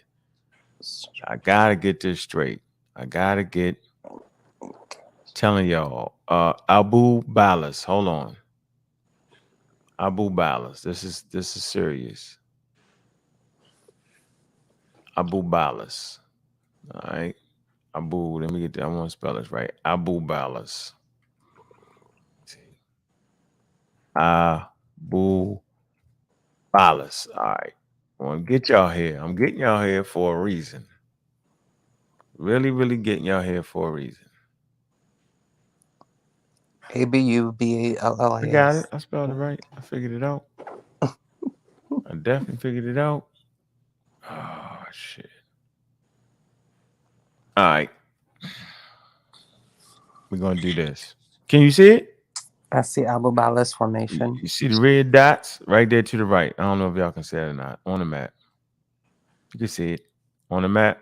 Shown with Yes. Egypt. See Gosh, where it's at? All the way right there, right? that's a long way from the Mediterranean. Yeah, they ain't doing that. We ain't playing that game. Okay, let's read Or up the on it real quick. Nile. Let's see what this is. This is deep. It's gonna get Okay. serious. Mm-hmm. Go Yeah. ahead. It's an archaeological site. The Abu Balas, the Pottery Hill, is an archaeological site in the Libyan desert of Egypt. It lies about 200 kilometers or 120 miles southeast of the Dakhla oasis and consists of two isolated sandstone cones. In the otherwise flat desert, both hills are covered with Egyptian pottery. These vessels were at the beginning of the 20th century often well preserved, but are today, due to modern tourism, very much destroyed. The site was discovered in 1918 and 1923. Most recent research was undertaken in the last years. The Come right area here. is the name given for the geological Abu Balas formation. Scholars suggested that the Abu Balas area has been occupied from about 80,000 BP to about 57, excuse me, so I did that wrong, 8,700 BP to about 50, you got to move that, All right, hold on. I'm gonna get this because this is serious to dude. about Rudolph. 5,700 BP. Now you Nobody's can. getting past Rudolph. Just for the They record. blame environmental conditions for a sudden cessation of human occupation there. Now let's do the trail. This is the part everybody want to hear. Cessation, cease and This desist. part y'all want to hear right here. Go ahead. This is what they really want to hear. This is what all the black algae want to hear. Come on. Trust me. Y'all gonna The want to hear this. nature, I'm gonna teach this for 15 years. Y'all ain't know about it. Go ahead. the nature of this site remained for a long time, mysteries. More recent research has shown that the site was a station on an ancient desert road called Abu Balas Trail. The donkey trail. I call it the donkey The trail. donkey trail. Yeah. The connected the Kia Oasis with the Gulf of Kabir and the Jebel. What is that? Quinet? Quinet. No, Onet. That's a Onet. O. Onet. Jebel Onet. Okay. Some researchers maintain that Abu Balas was a milestone of an ancient Egyptian trade route into Central Africa. See, they want to hear that. Hold on. They want to hear that. Let's repeat it for him. Let's repeat it. All right. Go. Shoot, you know that Blackology in me is clapping. Like, see, oh yeah, we told y'all. Give y'all some love. As long as you take the black off of it. Can't give you no love. You keep the black on it. Okay. All right, go. I can't say Scientology. That would be weird. Some researchers maintain that Abu Balas was a milestone of an ancient Egyptian trade route into Central Africa or for prospecting minerals. Them rocks. Really, that's all in the Chad. Just for the record, that shit going to Chad. Damn. All we crossing to Chad. Just for the record, ladies and gentlemen, while we playing. Stop playing with me. I'm gonna always win. Okay, keep going. This place was what? The place was installed in the late Old Kingdom Mm-hmm. or early First Intermediate period, Mm-hmm. when some authorities decided to arrange supply depots on a track in the desert. Mm-hmm. Abu Balis was one of the largest. Besides the pottery, there were discovered some rock carvings, stone tools, and even a Senet game board engraved on a stone. Yeah, we going in. There are no water sources nearby. Evidently, all water and food was brought here from the Dakaya oasis with donkeys. Oh, I Donkey told you about trail. the donkey I trade, didn't get you. I get it. I get I? All it. right, Donkey go trail. ahead. Most likely, people lived here only for short periods of time. The desert road was mainly in use at the end of the Old Kingdom and to a lesser extent in the Second Intermediate period and in the New Kingdom. Mm-hmm. And that's just some of the pictures right Oh, here. snap. Beautiful pottery right there. Okay.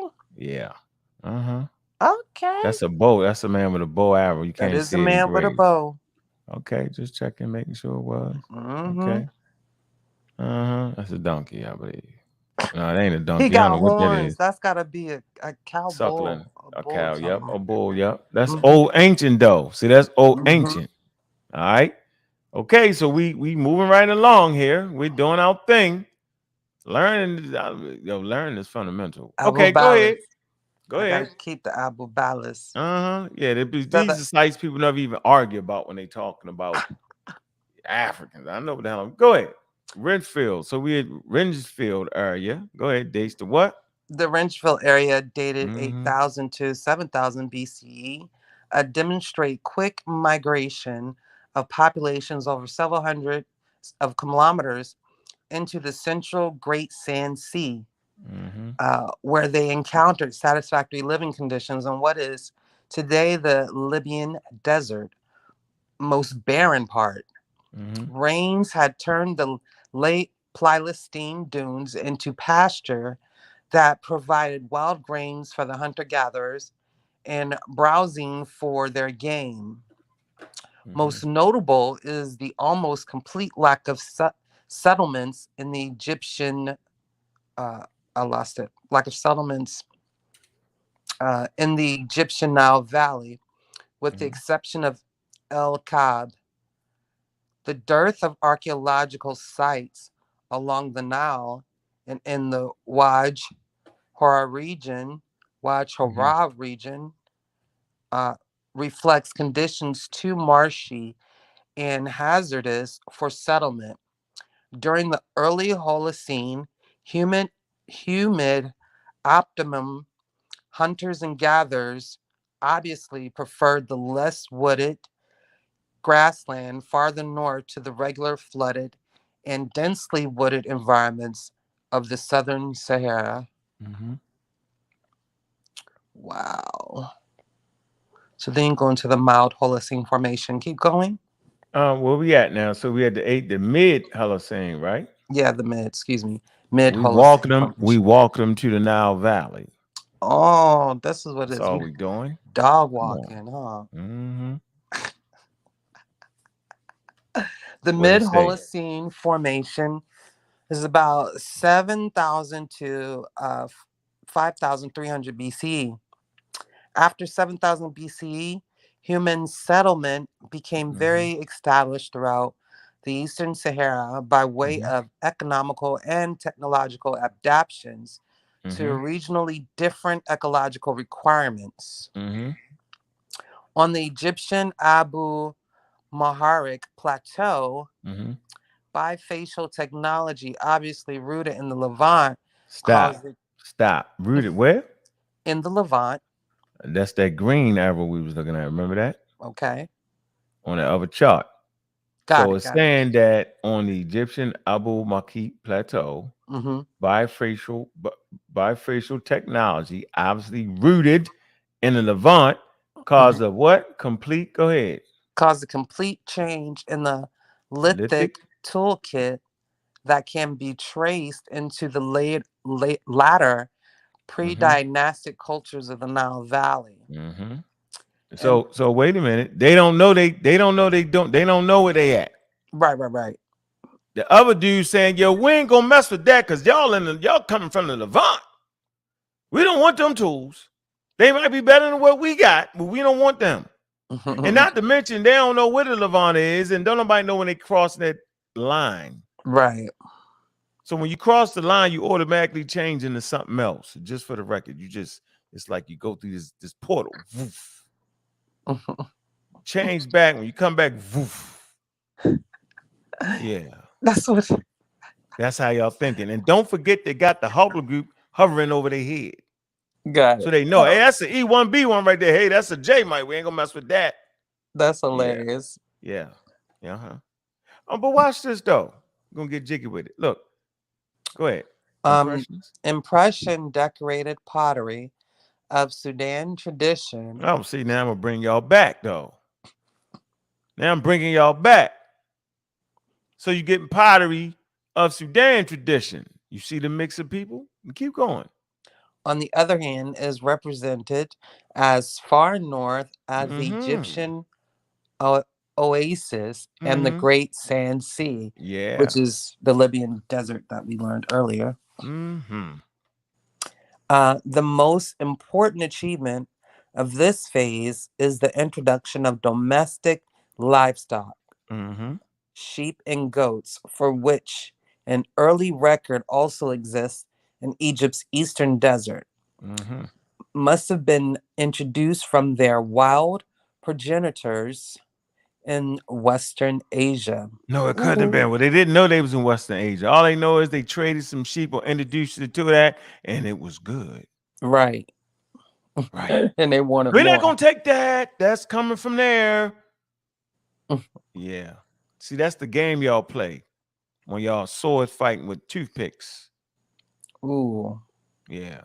Ooh. Watch this. Whereas cattle appear to have been domesticated locally, livestock keeping well documented at Nabta Playa. So that's why we went to Nabta Playa, to give you a good foundation of what it was and who they was at Nabta Playa.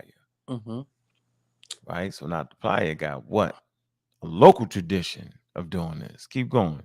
For example, became an essential component of a multi-resource pastoral economy that marks the beginning of African pastoral societies.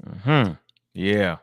Keep going. We're gonna finish it Depending off. on local factors, their economic base differed substantially.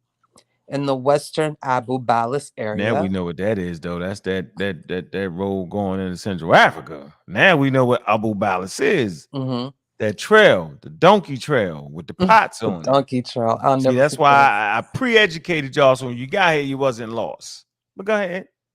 In the western Abu Balis area, for example, rich faunal material.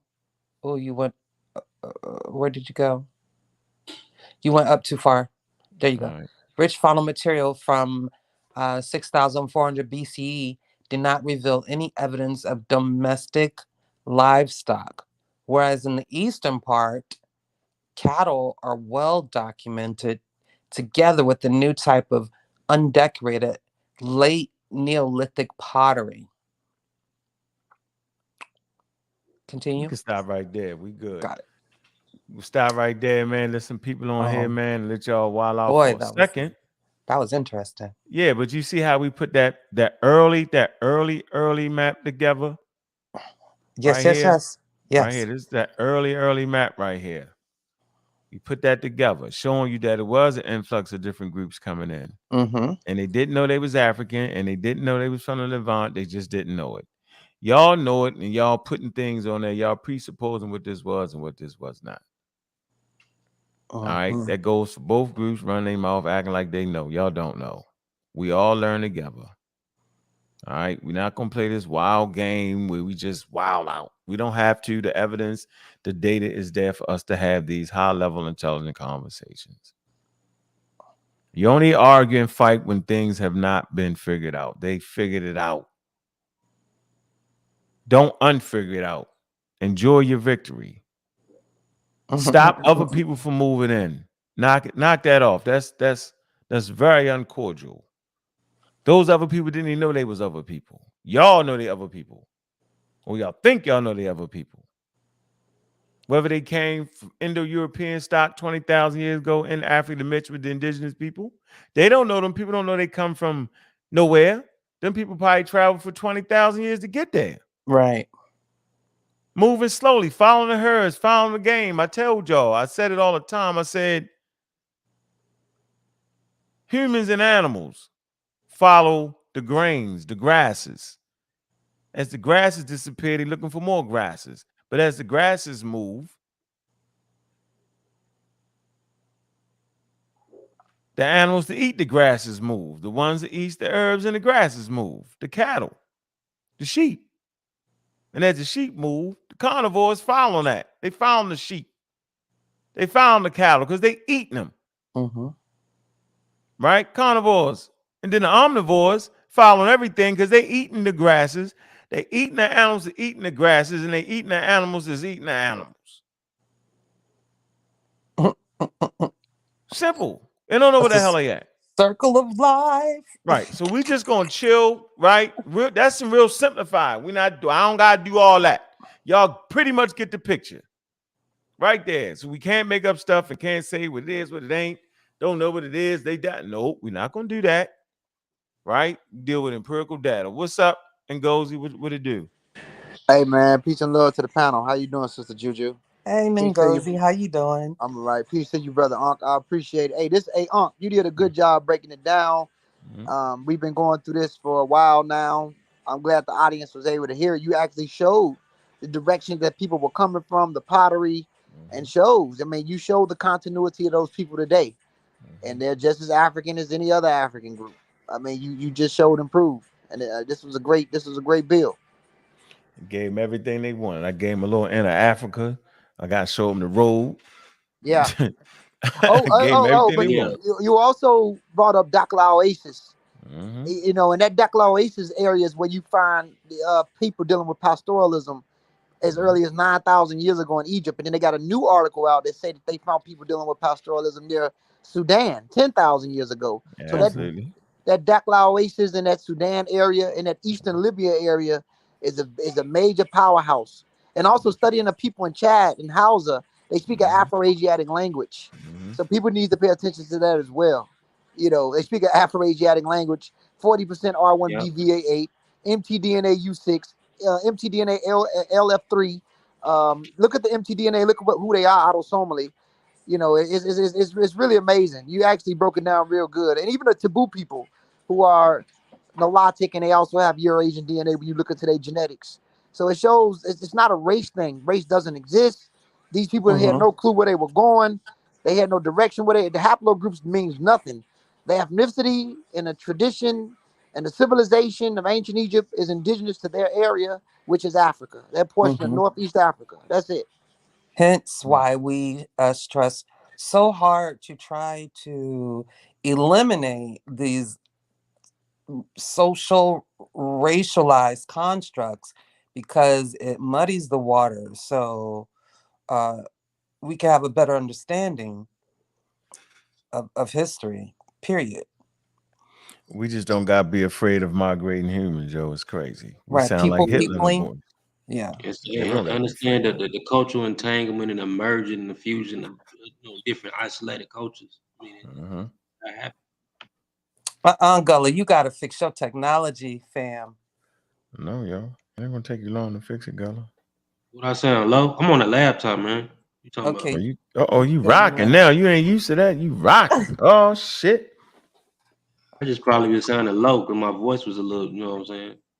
You gonna do a show tonight, Gullah? better. You doing a show tonight? Yeah. I'm gonna do a show tonight after this show, late night show. You sure? Yeah. Because we want everybody to pile up over there. We'll make sure they come over there. But that's basically all we ever been trying to say. And yeah, Gully, you remember you sent that article to me right there on the screen? Oh yeah. You don't even remember that, do you? You don't remember that? Yeah, I said, hey, I remember I sent it to you. Yeah, you know I had it in the book. Yeah. I had it in that book from Germany.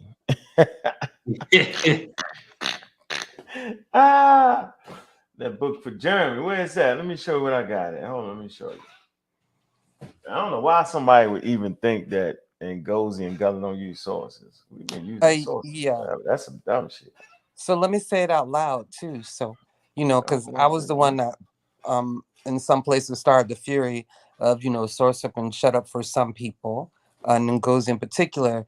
And I asked and I received, and I had to shut my mouth, and now I have to go. Are you stumbling? And now I gotta go. Everywhere I go, I'm battling for Ngozi, because every time I asked a question, he provided a source. And I know for a fact, and I know for a fact, Gullah be sourcing us down in the Discord. So ain't nobody can say that Gullah ain't got the sources. And if you're genuine and you really want the source, they will provide it for you. Let me just say that for the people. Let me just apologize, Ngozi, okay? Really? Out loud in public. That's all. Yeah. Some people actually remember It wasn't word for word on the that damn source. Listen, it wasn't that. Come on now. I know that Ngozi's not making it up, okay? I know he has sources. I just wanted to see it. But actually, my I'm not gonna go there, but yeah, I just gotta say that. I'm gonna leave it at that. Yeah, we all keep some sources in our back pocket though. Yeah. We stay sourced up. I mean, y'all gotta remember, Ngozi is also, part of the Mirage Squad. He is Team Osiris on the Horizon, which is a study group also. So people don't realize they should know that. Yeah. That's what I'm gonna do. So yeah, I apologize, Ngozi. My bad. Yeah. Mm-hmm. Yeah, so I can't even find it. I don't know. I cannot believe why I don't got that. That's like amongst some of the most expensive. Where's the goddamn books at? Yeah. Oh shit! I know that was. Yeah, let me give a shout out to Team Osiris on the Horizon. Yeah. What horizon is you talking about? Any horizon. That's what they don't they say that? I don't know, Gullah. Y'all don't say that. Yes, they do. No, you don't. Gullah. Tell the truth, Gullah. I'm dolo. Yeah, I'm dolo these days. I'm just EBK. Me and Ngozi is my brother always. I'm just EBK. Okay, did y'all used to say that? Did they used to say it then? Since the hell is EBK? Dolo, solo? EBK is everybody killer. Everybody killer. Oh, that's bullshit, nigga. You ain't never killing pseudo killers. You kill yourself. Oh, everybody killing now? You everybody? Oh, you not as? You not claiming PK? No, I'm PK. I'm just saying. I'm just talking shit. Don't get it wrong though. Don't get it fucked up. To come shoot. Claim it loud and proud. I know that, cause I was finna have you on my plate for dinner. I cannot actually find the book I need to find. This is horrible right here. No, I'm just kidding. Oh, I got him. Look, I got you, Gullah. I definitely got you, Gullah. I got you, Gullah. Hey, I know you mentioned too about the diseases earlier too. Native Americans gave the old world syphilis. Yeah, they gave him syphilis and yellow fever. That come from them. Hey, Jew, I wanted to say thank you for that. And Team Osiris, as far as me, I created Team Osiris. It's still here. So I always say Team Osiris on the Horizon. I don't switch up. Thank you. It's a study group. Hold on. Listen. And I did hold on, Unc. I don't disregard my creation. I created Team Osiris. I don't care about what other people do. So with that being said, I say Team Osiris off and on, but that's like a backhand trying to make it seem like it's no. I still rep Team Osiris. Some people choose to be independent. It's a study group and it's an offshoot of Amara Squad. So I say Team Osiris. That's my baby. That's me. On the horizon, right? For me. Let's talk about the Team Osiris. Don't use on the horizon. Because Cuban crisis still also. So when they say on the horizon. I didn't give up my creation. Because Team Osiris. That's right. Team Osiris means let's talk about it. So I don't we got it. We're in a night. Can we talk about that? Go ahead. Where you at, Gozy? Yeah, end of the crisis saying went nowhere. Do y'all want and to yes, talk I about do know it? that Where you at, Gozy? Yeah, we could talk about it. Tell the truth. Tell the truth that when we had Amara Squad, You told everybody to create substitutes and extensions. Magi created Magi. I created Osiris. And then we broke apart because y'all was riding with goofy ass Asar. And then later on down the line, we merged back. So let's tell the truth. We're not going to do that. You ride with goofy ass Asar. Yeah, that's what made us branch off. Remember? You don't remember that? Remember? So what? So what? I lost my position in Team Osiris. I mean, of course, bro, you're Armin Ross Squad founder. Of course, you got a hand there. But what I'm saying is, when you grandfather, hold on. Who's the first 3 members of Team Osiris? Your grandfather did. The first, hold on. The first members of Team Osiris. It was Khufu, Makaru. It was me that created Team Osiris. It was you in the sense of because you said hold on, let me finish. I just wanted to hear it. I'm done. I don't want to talk no more. No. Because don't leave me out. Hold on. Don't leave me out. No, I know. I love Team Osiris. Don't leave me out, Team Osiris. Hold on. No, I want the world to hear what I want the world to hear it. Listen, I created Team Osiris. You said create extensions within Amun Ra Squad. The people that was in there first, I created Team Osiris. Khufu created, right, and Khufu created that acronym, our solution. I mean, one infinite soul resurrecting the spirit. And then I turned around and said, no, our solution is revealed in science. So yes, like all of us played a part in it. But for the thing is that that's your baby. That's definitely let's get that straight. That's definitely you the owner of that, right? Like that's real. And you know what I'm saying? I always felt like that was it was the young group. It was. And I always knew you gotta have young groups. The young bloods. You know what I'm saying? Like you know how science work though, right? Yes, absolutely. So a person there come out with something that's right in science, right? But it don't get through right away. It take time. Absolutely. More things melt through, right? You know, I had to say y'all was right about that. I never cut no cards with that, did I? No. It wasn't cutting cards with that, but no, when it's like when you brought it up, and then what's the night said, don't say the word, and then Gullah, he like Gullah just branched off independently into his own. That's his thing. That's what he want to do. That's him. That's what he always do. I'm a maverick. He created his own thing. That's him. And he a rogue warrior. We don't listen to him. We don't listen to him. Rogue warrior. He can't. If we had a fight, he show up. Absolutely. That's my At bro. what point he gonna show up? Every time I turn around, you show up at the fight. Absolutely. You want that blood. Absolutely. Ain't no point. You know what I mean? You just don't know where he live at. Yeah. No, hold on. But look. That's my bro. But the way when he said like, I'm not drowning Osiris out because that's my creation. That's my baby. You can't never drown out yourself. I can't do that. But it did get goofy. Goofies came along and messed it up. They ran and made some shit. They did all kind. It was wild. Absolutely.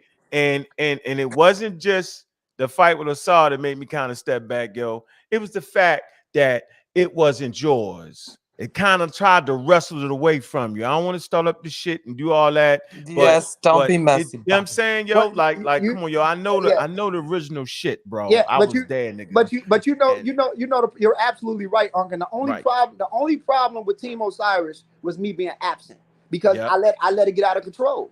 I never controlled it. Right. You let other people act like they was the head, and I was like, "That's bullshit. That ain't why that was there." I would have never opened my fucking mouth to say, "Yo, you need your own shit, nigga." See, that's what niggas don't know about me. Yo, you need your own. Did I not say that?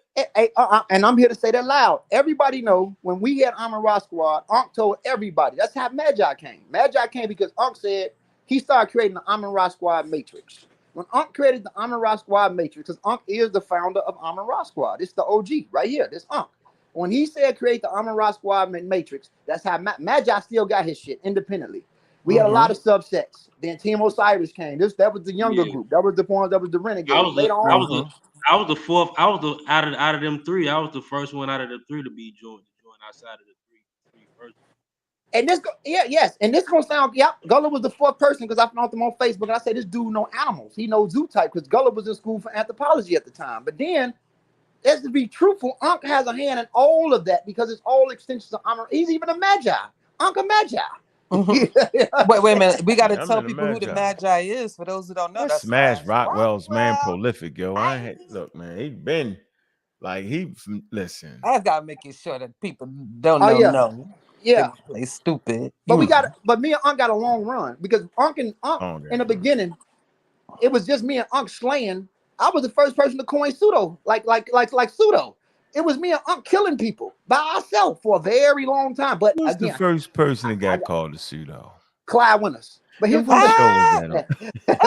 but That's hold my on. man. Hold I'm on. gonna have Clyde on the show. I ain't gonna let you and Gullah on. But hold on. But look, remember this though, Unc. Mm-hmm. The only reason why Amon Ra Squad to me kind of went into left field when you allowed, and I'm gonna say this again, this ain't an argument. Asar, and the other motherfucker, what's his name? Wuja got into it. That's when I'm like, oh hell no. Because Asar always had this anti-Ngozi undertone. You know what I'm saying? Like I don't like Ngozi. Yeah, He I just always ain't had like the each anti. other. You know what I'm saying? Y'all ain't like each other.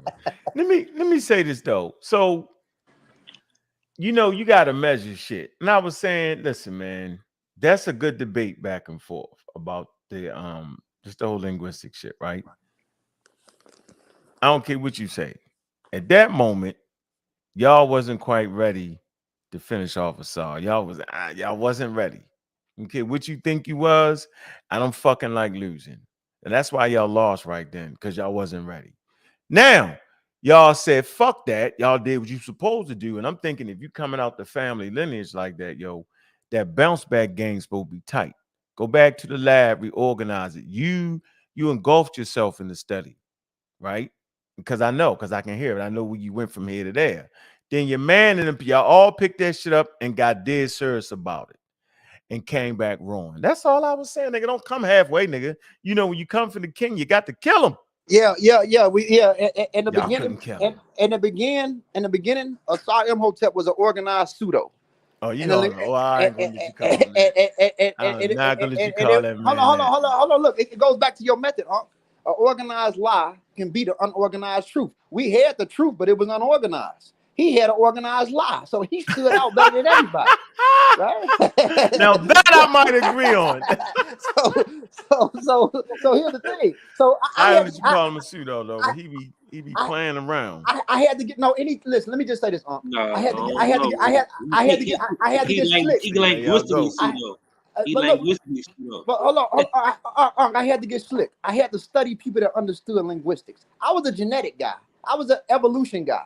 I didn't know linguistics, but I knew that Christopher Eric and Roger Blinch was telling the truth because other books like by James P. Allen spoke on Afro-Asiatic, but I didn't understand syntax, cognates, and how language worked. So I had to go get Joshua and Chris, the people that was into that, engulfed in that, and I had to. That's how. And then when I finally sat down with Asar and had that interview when we were talking, that dude got drowned out. People was, if you read the comments, he got drowned out and he didn't even know what to say.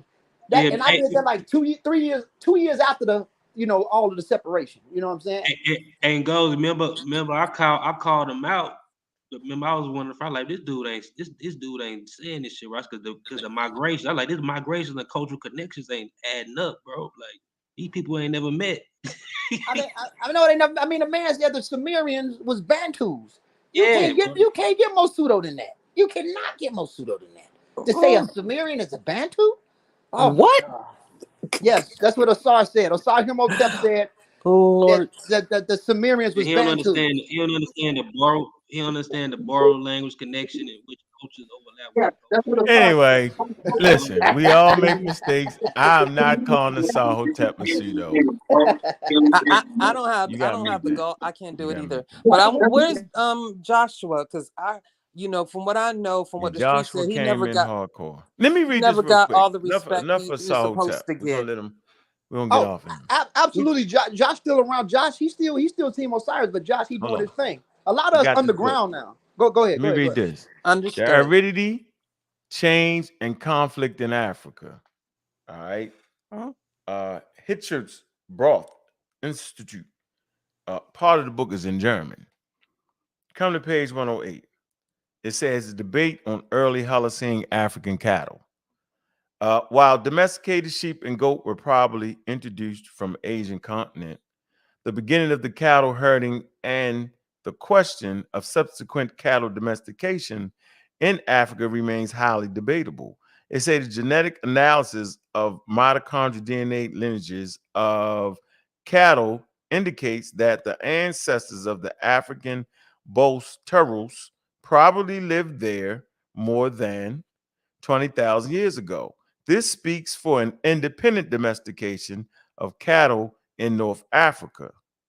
The source is Troy, 2001, and Houghton, 2002. But it does not indicate when cattle were exactly domesticated. It says the debate on the early African domestication literally started with the cattle finds from Napa Playa and Bar Keesba. That's what we read earlier, right? It's a made by the combined prehistoric expedition. The possibility of early Holocene domesticating of cattle was presented in 1980. In 19 Winthrop and Childs, the cattle keepers, then argued more or less tentatively for the world's earliest domesticating of cattle and the formation of the early herding subsistence. There you go. It's a German book right here. So, serious work right there, man. Just for the record, man. Brother Heavy, man. Don't be yelling. How you doing, brother? You come in yelling and shit. Hey, I'm twisted in this. I need this technology right. My bad. Yeah, turn it down slightly. You should have high octane. What's going on? All right. And back up just 2 inches. Okay, real brief. I just want to say this because I was trying to get in contact with you the other day. Everybody was trying to figure out in the pause debate. I wanted to ask. I was saying, brother Aunt, what about Doc my aunt? Don't nobody want to fuck with her. I know. That's what I want to see. Everybody running. Everybody looking for the hardest opponent. I think Doc Ma ought to be heat for. For who? Agreed. Nepal. That's food for Doc Aunt. That's real. But Nepal say she wanted somebody, to challenge her. She gonna definitely get challenged. She already got challenged. She need to handle Christina, yo. Okay. They need to run that back again. Okay. The winner of that, we need to get the real content. The winner of that could probably they need to see. I'm not even gonna sit here and play. That woman's a fucking professor, yo. I'm not gonna sit here and play. She has access to resources that that most of us don't have. Yeah, she can just go right to the department and sit down with a colleague and say what I need for this. She got access to the libraries. Bump that. She teaching the babies. I don't even think she should be wasting her time. Nah, she got to get. That's not a waste of time for her. People gonna get edified by what she. Yeah, she gonna get exactly. And then what's her name? That was her whole point. Nepal was saying, I need somebody somebody that's way better than me, so I can learn from in the debate getting beat. She acknowledged. But both of them got a little religious to them, so I don't see that it was a religious debate. You can't use Egyptian religion because don't nobody know about the Egyptian religion. They don't have no text detailing the Egyptian religion. That's why I never understand how people is Egyptian priests. I'm just saying I'm a little bit different with mine. I just need more. I can come to this German book right here and talk about the DNA evidence collected from the cattle, right? At Napa Playa. I can actually have a good discussion around it. And I can have it with the German school. I can have it with the American school, right? I just went through the Journal of Nature. The Journal of Science and talked about it. I showed you a graph from a high level presentation. I'm going to show it again. So I don't have to play in between the religious thing. I just chose, it was they had basically a religious debate over a priesthood thing. I just chose the one I felt like was more clear with chronology and things of that nature. That's all. Right. I never thought Jabari could actually prove that. He'll give you bits and pieces of things. That's fine too. What about the other aspect? You're not going to tell me that human beings living amongst other human beings with an earlier culture they're not going to borrow from that. That doesn't even make no damn sense. We're in Mesopotamia, dog. Yeah. It's in their book. They Bible tell you the Persians, they come in contact with them. They don't even come in contact with the damn Egyptians because you don't got no archaeological record that actually supports that at all. They're not even in Egypt. The whole Moses thing. So when I hear a person say, well, Moses in Egypt, no, he wasn't. What Moses is you talking about? He wasn't there. There's no evidence he's there. They write this, they do this great trick. So if I want to act like that our group was in America, I would tie myself to Barack Obama, right? We was there. The great black president Barack Obama. He came and sat and taught to our school. Now you're verifying that you're there because you know about Barack Obama, and you write it. And later on, 2,000 years, the story get picked up. They know Barack Obama existed because he's the first black president or first mixed president in the United States to say, right? Biracial president. I'm gonna call it what it is, right? You won't flim-flam me in my brain the way I'm thinking. Multiracial president. Real quick, will we say that Eisenhower was a mixed breed by his mother too? I don't know. I don't know about Eisenhower. I don't know Okay. about that. Okay. No idea. But I'm just saying what I know, that Barack Yeah. Obama, he came out the womb of a European woman. Fact. All right. And I believe his father was from Kenya somewhere. What was his father from? Yeah, father Kenya. Obama. That's where the name come from. Yeah. Obama. There you go. Right. So there you have it. So that's even deeper. Yeah. Right. So I'm not denying any of that. The point I want to make sure that if we was trying to write ourselves into American history, we would mention him. So that's all the Hebrews did. Later on, they write themselves in history, and they bear witness to a great African civilization. They write themselves in, and it wasn't really in there at all. There's no evidence for all the shit they talking in the Bible.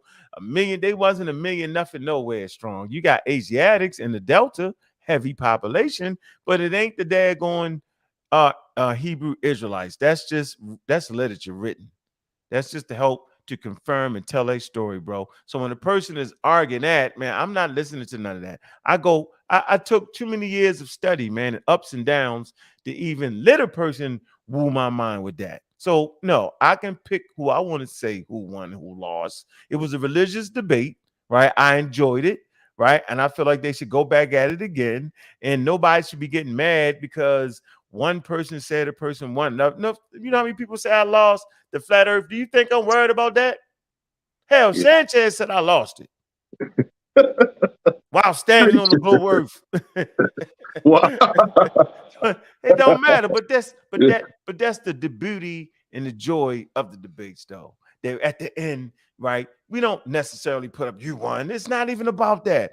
It's about that we come together and express our information and put it out there at a high level. It ain't even about who actually won or lost. See, that's what they don't get. Humans always want to know. We got to know who won. Well, don't you know who won? Right? The person actions at the end of it, right, will let you know whether they felt like they won or lost. See, that's another tell. Your actions will show, right? If you gotta keep explaining yourself, I mean, all the time, then you know you probably felt like you lost. If you just touch on it, I want touch on and chill, then you know you feel like you won. Come on, yeah. Or you could just be a person that just want everybody to say you won, and the fact that everybody not saying it, you get a little ticked off because you felt like you won. It's a lot of things in that, man, and it leads us to this. That's why it's always open-ended, and we can always debate that. But what we can say is, that they might need to run that back again. Okay. Now, Brother Ankh, you a cooler head and you're an elder, so you probably can. This question where I'm coming from is this. Personally, I believe, a man and a woman should be of same age, and you shouldn't be messing with no kids. But the country we live in seems to differ this. No, well, not saying, I mean, at least where a woman grew up like 18, 19, above and beyond to deal with adults. But the country that we're living in, I looked it up, and it said they're having child marriages right here in America with grown men with kids. I'm confused. So what I'm asking, my question is this. I understand what you're saying. Go get the source. That's an incredible statement. Straight Wikipedia. All you got to do is say what? And it says what? Oh, I'm telling you. So I don't know how to do the share stuff. If anybody Google it right now. Hit the share screen. What you mean? It say present. Present. Present. Okay, I'm going to do that later because I swear I don't even see it on my thing. You on a computer? I'm on my phone. Oh, you can't share it. But you want to look up what? But it's right at Wikipedia. Look up child marriages in the United States, and it's going to pop up exactly how old that they have to be. And it amazes. Just tell me what you see. Listen, go ahead, read it. I don't have it here. That's what I'm saying. You was going to pull it up, I thought. I thought you said you had it there. No, I know. I said I read that before. Just to Go ahead. let you know, I'm on my phone and I've been reading all night with this and on my phone, so Okay, it can't be done. Okay, is it hard for you to do it though, Unc, right now? What's the title of the Wikipedia article? Just say if you know how you say in the Google. What is the child marriages in America? How old are the children? The youngest. Where are we going with this? What I'm going to this. Should we be petitioning that stuff like as the conscious people, or should we just be like, because a lot of us is really mad at polite, and I am too, like if that really falls that way. How the hell we get to polite though? No, damn, not how we here, get to that? not tonight. Let's not.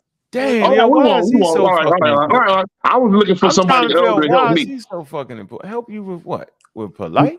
No, with this understanding of, because it's an issue in our community because people are constantly doing it. The Muslims are marrying all in America.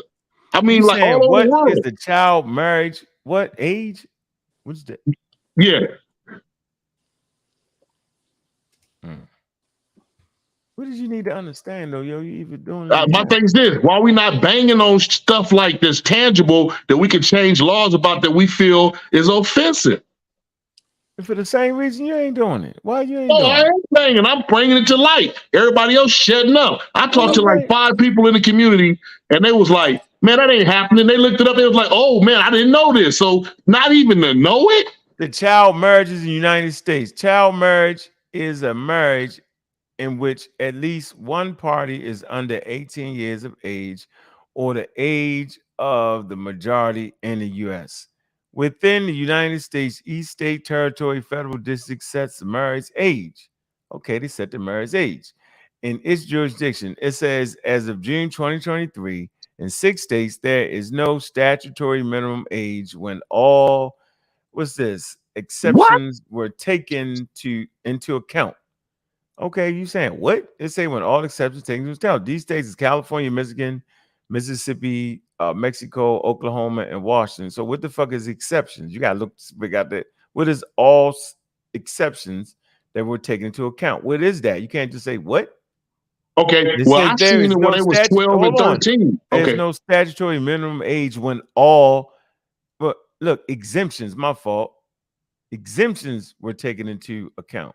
Okay. As of June 2023, 9 states have banned underage marriage with no exceptions. Delaware, New Jersey, Pennsylvania. Okay, well, all right, let me see. Virgin Islands, United States territories have also ended child marriage in that time. Several other U.S. states have similar legislation pending. Between 2000 and 2018, some 300,000 minors were legally married in the United States. The vast majority of child marriages, reliable sources vary between 78 and 95% were between a minor girl and an adult man. The sources is United States Child Marriage Problem Study findings. That's what you should probably read that. Read the Beiners, Chris Beiners. More than 200,000 children married in the U.S. Over the last 15 years. In many cases, minors in the U.S. may be married when they are under the age of sexual consent, which varies from 16 to 18. All right, so you see that, right? Okay. That's good. Yeah. I like this though, because a lot of stuff people be like, "What? They doing what?" Okay. No, I'm reading the whole thing. I'm saying what it is. You gotta look at. There's a lot of language in here. Okay. All right. So we right here. 16 varies from 16 to 18. Okay. Okay. Depending on the state. So let's get this straight. In many cases, minors in the U.S. may be married when they are under the age of sexual consent, which varies from 16 to 18. All right. It say in some states, minors cannot legally divorce or leave their spouse. A domestic violence shelters typically do not accept minors. That's wild. Ain't no, look, but whoa, it say unreliable source. They don't got no source for that. Oh, okay. Historically, child marriage has been culturally acceptable practice, but today it is increasingly viewed as a form of child sexual abuse. Yep. The climate is changing. Okay. Okay. Yeah. Some international agencies, include U.S. Department, have declared human rights violations. I agree with that.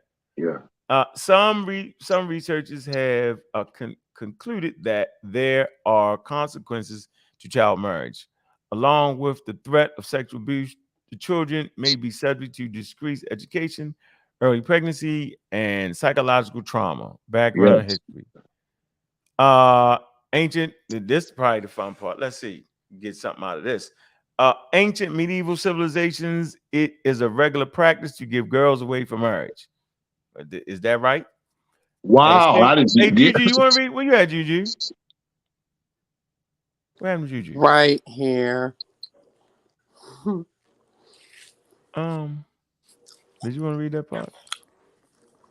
I'll read for you, I thought they Bobby. was gonna have more. Go ahead. Read the history part of it. In ancient and medieval civilizations, it was a regular practice to give girls away in marriage as soon as they reach puberty. All right, what does that mean? What does that mean? If not earlier. 13, 12. Hold on. Puberty is the process of physical change through which a child body matures into an adult body capable of sexual reproduction. Of course, we know what gets our puberty is. period. We just want to put that there. All right. Okay. So where we first see that at though? In the Bible, right? Yeah, or Egypt. I don't know if Egypt. No, stop. Okay. Stop. I don't know. In the Bible. Okay. In the Bible. Okay. With Mary, the mother of Christ. Yes. All right. And Aisha with Islam. There you go. They was young. Yeah, 9 years old. Listen, Okay, wow. So now we got an even bigger problem. You want to talk about United States? Yeah. Let's talk about the religion we following. Woo! I love it. I love this conversation. In your mind, don't got a problem with it. So you know what I'm saying? So I'm wondering, was it like a you just had to grow to realize that shit was wild? Wow. Yeah. Right. Yeah. It seemed like, now they saying it's wild. But if we look back at the 1800s, people was routinely 14 getting married, 13 getting married, and you know why though? In the 1800s, people was dying early too. Okay. You was dead 25, 30, you're done. Yeah. That's probably play a role in it too, right? I believe so. I would think Egypt is older than the Bible. Is it even ashamed in African child marriages? Do we? I don't know what cultures all throughout Congo, all that feel about this, like in our culture. That's a job for the Masi to bring that up in an unbiased way. I think it's a human issue. Yeah. Okay. Right. Yeah. We look back on the ages. Go ahead though. Where you at, Juju? You was at right puberty. here. If not earlier, man. This practice continued throughout the Middle Ages, and most girls were married by age 15. For example, according to Jewish law, girls were considered adults by the time they were 12 and a half. Okay, so then we wasn't making it up. I was right. It say a separate people, Jewish women, Palestine, Syria, and Egypt in the 16th century. It's a good read. So, okay, we wasn't making it up. Man, I'm out of here. I'm getting off the thing. I appreciate you talking to, because I was feeling a type of way. Like, I don't want to feel like I want the people to be aware. What was your purpose of feeling aware about what? Because people wouldn't let me speak, like to finish it off, like how you did tonight. You read that, and it was some good information, and it wasn't and you still read it, Yeah, I'm gonna finish the history, and we're gonna get out of it. But I think in antebellum American culture, marriages between older men and younger women were not viewed in the same way they are today. Although the practice was not extremely common, it was not counterculture either.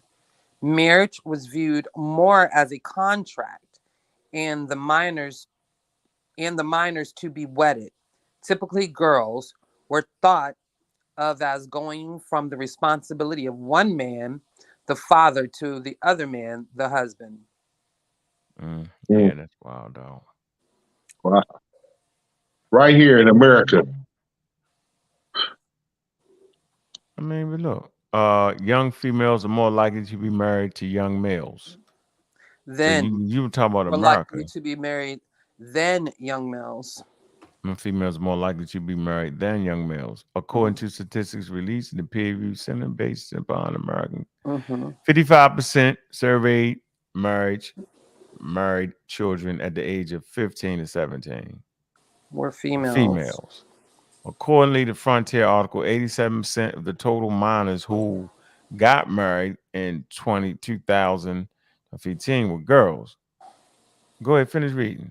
Koisky and Hyman found child marriage was higher among girls than among boys. Most of the available statistics and literature on child marriages examine female minors as opposed to male minors. According to Unchanged, at last study, some 86% of the children who married in the U.S. between 2000 and 2018 were girls, and most were wed to adult men, an average of 4 years older. Locations, stay out of Nevada, Idaho, Kansas, Kentucky, Oklahoma, Wyoming, Utah, Alabama, West Virginia, Mississippi. I heard about this. Hold on, we're gonna do something that's even better, yo. Let's deal with the consequences of this behavior. Oh yeah. Okay. I want to deal with the consequences. Hold on. Let me say this. They used to say in Mississippi, when they bleed, they needing. But go ahead. Man. Okay. Yeah, that's wild outside. That's some bullshit to be, and that's some bullshit to be reading. Where you at? Go ahead, Juju. Let's deal with the consequences is forced marriage and sex trafficking. You want me to read through it? Psychological health, physical health, education. So forced marriage and sex trafficking. In some cases, child marriages may either legally or informally constitute a forced marriage, often in the context of sex trafficking. This enables sexual abuse to continue, according to The American Child Bride by Nicholas Surratt. There is a long history in the United States of marriage laws being used to circumvent legal repercussions of sexual activity with the minor. Due to the history of minors in marriage in the United States, get that book. Go ahead. Due to the way many U.S. marriage policies are written, finding loopholes is a possibility that has been exploited before. Additionally, women who have suffered sexual abuse are more likely to be re-victimized in the future. Horrible. Child sexual abuse. Re-victimization in the form of adult sexual abuse, adult psychological abuse, and adult psychological, maltreatment. Journal interpersonal violence. Okay. Psychological health. Yeah, so women go through it, man. That's why when we did that show, we need to do another show on that. And this be a good topic to touch on with that. Right? We'll really get into it after the whole polite thing is finished in that chapter. When when the champ hit that gavel hit the ground, man, we can get into these topics and really exploit them for what it's really supposed to be. We will not be in the fanfare and the make it up as you go shit. No, we like to, so if a person brings something on here, I want to get into it. This was interesting, and it's just a whole mind thing. Yeah. You know what I'm saying? It's just interesting. So, I mean, what do you say to that? Yeah, right? That's true. Just stay your ass out of Mississippi and other places. You can't go gamble in Vegas. Man, wow. 7 states. Look, 7 states have no minimum age. Wow. What? Florida 2 states have a minimum age of 15. 25 states have a minimum age of 16. 9 states have a minimum age of 17, and 7 states have a minimum age of 18. So what is they saying here? So how old can a man be though, Juju? The fuck it's no limit. No limit on the man, huh? Are we reading that right? Am I tripping? No, you gotta hold on, yo. Stop it. That's what I'm glad. Are you serious though? What? Hold on. Underage marriage and sexual consent. Hold on. In the United States, age of consent varies by state, territory, district, or federal law, and typically ranges from 16 to 18 years. State legislative age of consent laws of marriage age laws are inconsistent in relation to one another. In some states, it is possible for a minor to legally marry even if they are below the age of consent in that state. Between 2000 and 2018, nearly 300,000 minors were legally married in the United States. Some 60,000 of those occurred at an age or a spousal age difference that should have been considered a sex crime. God Wow, damn. damn. Whoa. In about 88% of those marriages, the marriage license became a get out of jail free card for would-be rapists under state law that specifically allowed within marriage Ooh, that what would sound otherwise familiar. That be sound considered familiar. statutory rape. In the other Ooh. 12% of those marriages, you want to read it real quick? The United States Child Marriage Problems Study and Findings and Yeah, we Chain get That that read up Lasts. on that. Yeah, we can get that. Mhm. We're gonna get that. Damn. In So where some was I? cases, look at this. This is deep. Let me finish this. 12% of those marriages, the state sent a child home to be raped. The marriage was legal under state law, but sex within the marriage was a crime. In some cases, judges who approved an underage marriage, for example, because the minor is pregnant, may be approving a marriage between a rapist and their statutory victim. God. Man. Oh, Yeah, I boy, don't need to that's read no wild. more on this show. Did we finish the I don't want to get before I finish the consequences. Did we finish that off? I mean, we didn't Psychological read. health? We didn't read the psychological one. Go There are ahead. many effects that child marriages generally, and child abuse specifically can have on an individual. The most common is a propensity for encountering abuse later on in life, according to data collected in 2015 by John D. Eli. Women who experience traumatic events as children often experience mental health issues such as depression, anxiety, and mood disorders, as well as low self esteem. A correlation between childhood sexual abuse and substance abuse has been found.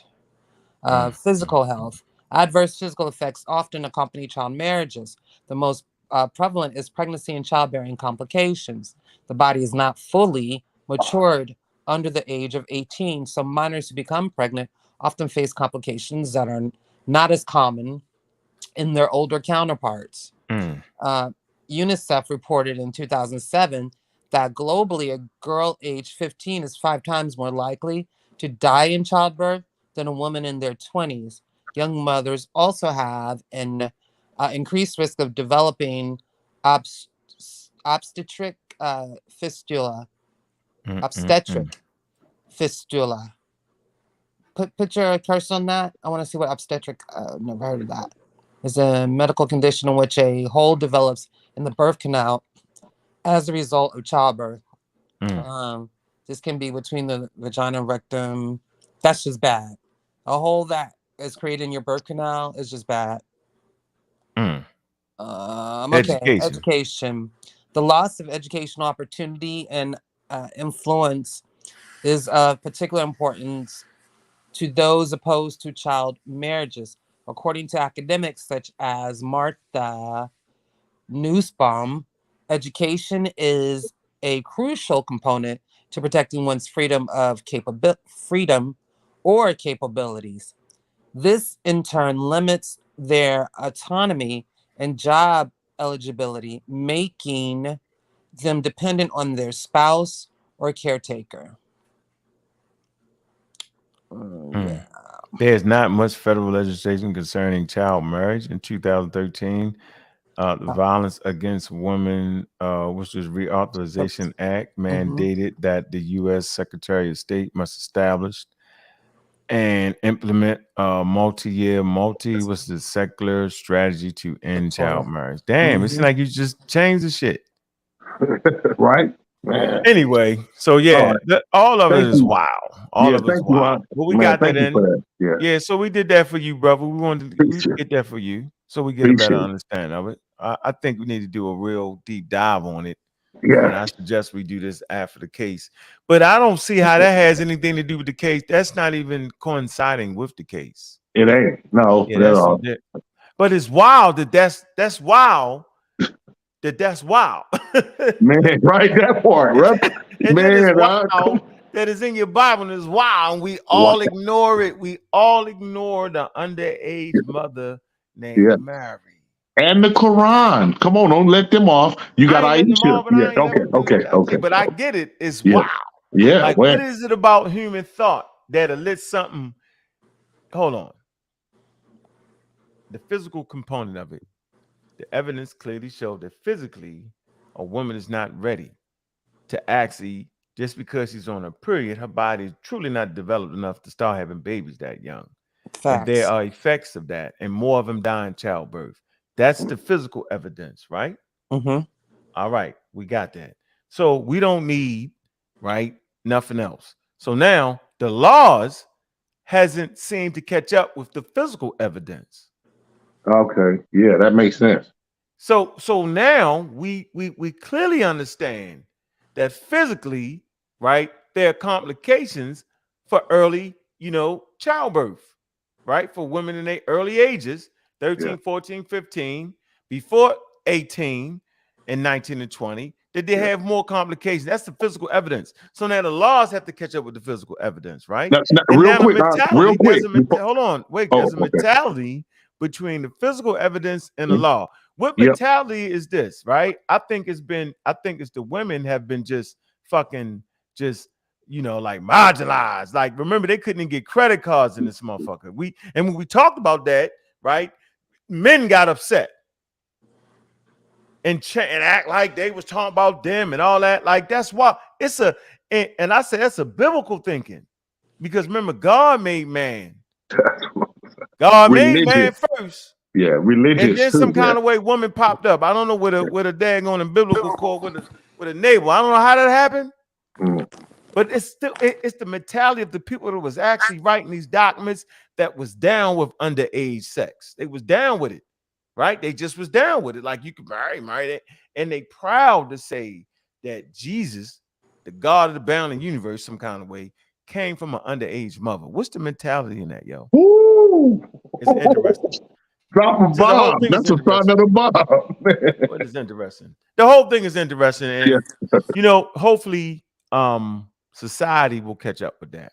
All right. And I just wanted to quickly say, they probably needed somebody, how you just caught that, to be able to speak amongst a state, a senate, whatever you speak, to make that change. Like, you see clearly that the law hasn't caught up to the situation, the medical. You saw that. Yeah. I don't know why. I don't care about losing viewers. I care about the situation. That's not my thing. My thing ain't always you lost viewers and all that. And everything is everything. I don't know what your point is. I find it surprising that God Killer, the man who understands human evolution, would be so. What are you talking about, man? I'm almost thinking you're trying to be funny, but I'm gonna let you slide on that, right? Anyway, the point is, man, I think it came the way it came, and shit, it is what it is. You wanted to know, we read it. That's what it is. All right. Period. All right. Man, peace. All right, peace, man. Appreciate you. Nah, we wasn't Jackson and Jackson. We wasn't. It morphed to that. The brother came in, dove in real fast, and it went the way it went. You know what I mean? Shit. Interesting. I think everybody should know what the hell we just put on the screen. Right? And we figured out, and that's what it was. We did that. And so we'll stop that. And we know where we was at. Where you at, Juju? I'm right here. So everybody was more interested in Egypt, huh? Than underage sex.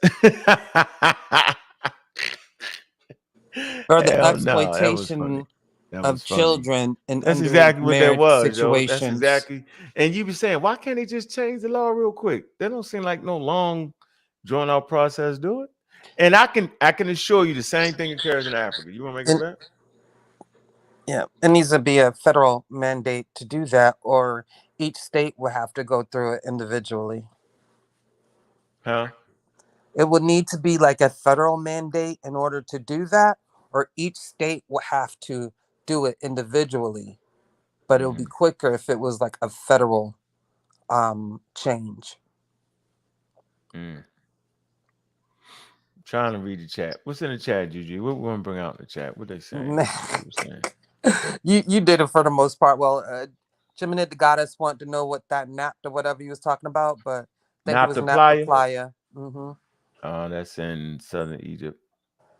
And you know our oldest research astronomical site right there. and our researcher Marcus, he just reiterated that is a global issue, which we are well aware. Yeah, that's actually a global issue. That ain't just y'all better know it. Don't try to do it. Don't try to do it. It's definitely a global issue. I'm telling you. Yeah. And it's a global issue. And it's an issue, and we don't run away from issues here. And it is what it is, man. That was good information, man. How many of y'all knew that?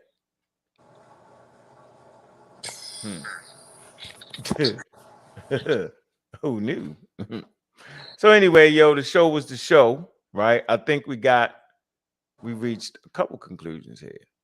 The whole Nile Valley thing. Yeah, the whole Nile Valley thing was interesting. Yeah. What we showed it was different populations coming into the Nile, and we showed it through archaeological evidence. Is what we did. We read about it. We showed you the different sites. Clear. Yes, indeed. Right? So ain't no in between or cut cards on that. Right? Is what it is. And I think it's a great show. 2 hours and 43 minutes into it, a good time to kind of close it down. And I enjoyed myself. And I think we ended it off with a topic that was, it must have been a burning goddamn desire because it came through. And we had to switch gears. But we're intelligent, we're adults, and maybe the two subjects don't go together, but maybe they do. Right? It's the human condition. Humans strive to get better, to do better. And you only can do better when you know better. And so we sit at the pinnacle of what they're calling civilizations, but yet we still have things that seem to be very, very archaic. We have very, very archaic traditions in our spirituality. We have very, very archaic laws, rules, and regulations on the state and federal. Very, very archaic. It's clear to me that those things should be changed immediately. But the thing is, why isn't it clear? What is it? Right? Humans live to be 73 years old, so you can fucking wait till you 18, 19, 20 to have a baby. It might have been more serious when you was dying at 26. Right. When they was dying at 26, I could see you wanting to be married at 13, 14, 15. I could actually see that. I can't see it now. You living at 78 years old. That's a life expectancy. Yeah. So So I think the world has definitely changed, and these laws should change with the world, man. I appreciate everybody for coming through, man. We're not afraid to talk about nothing here, yo. We just won't talk shit if we don't know what the hell we're talking about. That's what we're not going to do. We're not going to speak on shit that ain't even reached a fucking conclusion yet. But that shit I just read right there, it's in full conclusion mode. It is the law of the land. Yeah, like they know the implications and all, so yeah, right. Definitely an issue. Yeah, we see the whole thing, man. That's a good discussion topic for us right there. That's interesting. Like, wow. And yeah, I just want to make this point. Whenever it has a topic to do with the issue of exploiting children, we should never just try to sweep that under. It's one thing if it's just another, echo chamber, speaking of the current events going on in this so-called community. But when it comes to the overall exploitation of children and implications with that, yeah, we should never try to stop that conversation. That's right. And that's it. Sister Juju and Brother Aunt, and the reason I brought it too, because I noticed we got a lot of issues with this all the way back to the Dr. York thing. And my question would be mentally, is that old, ancient, archaic stuff playing in the head of our leaders? Go ahead. That's just some sick shit that that said individual, because I don't speak people's names. That's just some demented sick the York BS shit they was got even going younger on. than that. I don't know. You want to know, is it planning their heads? Yeah, No, like they Nigga, it no. ain't playing in my head, nigga. That's just pedophile BS. Ain't playing in my okay. head. It's common sense, yo. You got daughters, you know that. Like, come on, yo. Come on, that's what I'm thinking. Yeah, You like, but they 56 still, kids. man, you got, like Uncle was saying earlier, and Aunt kept saying, who is these people marrying these girls? I would like to see, is this these senates, these people that's in power? Oh, now you adding some shit to it. I said I would like to see if it is. I didn't say, let me for the record say this. I'm not saying none of them do, but I'm just saying, is it It old? look quite wild. So Being a the governor article. with a 15-year-old wife, you look Wait a wild on minute. the stage. I don't Let me think say you get this. away. The article told you who it was already. So regardless, if it was just the old man or not, these are people that's exploiting children. Yes. And a lot of times they're getting the marriage, so they won't get a charge. And mind you, this also means that the parents have to basically consent to that. So it is a sickness, period. Oh, they got to Okay? get consent. Did it say they had? When was reading that? He said they had to get consent, didn't If, it? if I'm not mistaken, you still have to get consent from parental authority.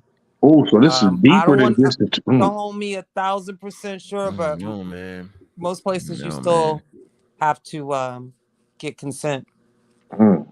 Marcus, shout out to Marcus. He say it's everywhere. Area in the US, but but most are along the Bible Belt, which is facts. And the most uneducated state, including California, which is facts. But California, New Mexico, Arizona, actually, I think, like I just read this not too long ago, like the 3 most uneducated states. But I would like to say that is also because of the influx of immigrants and illegal immigrants, that can't necessarily read or speak English. So I think there's some other kind of parallels too.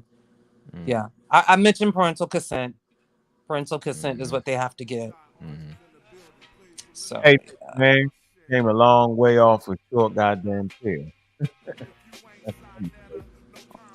Hey, man, y'all came out tonight, man. You dove on here, man. Appreciate you, man. Appreciate you, Neil, man. Appreciate you, bro. We rocking. We doing like we supposed to do it, man.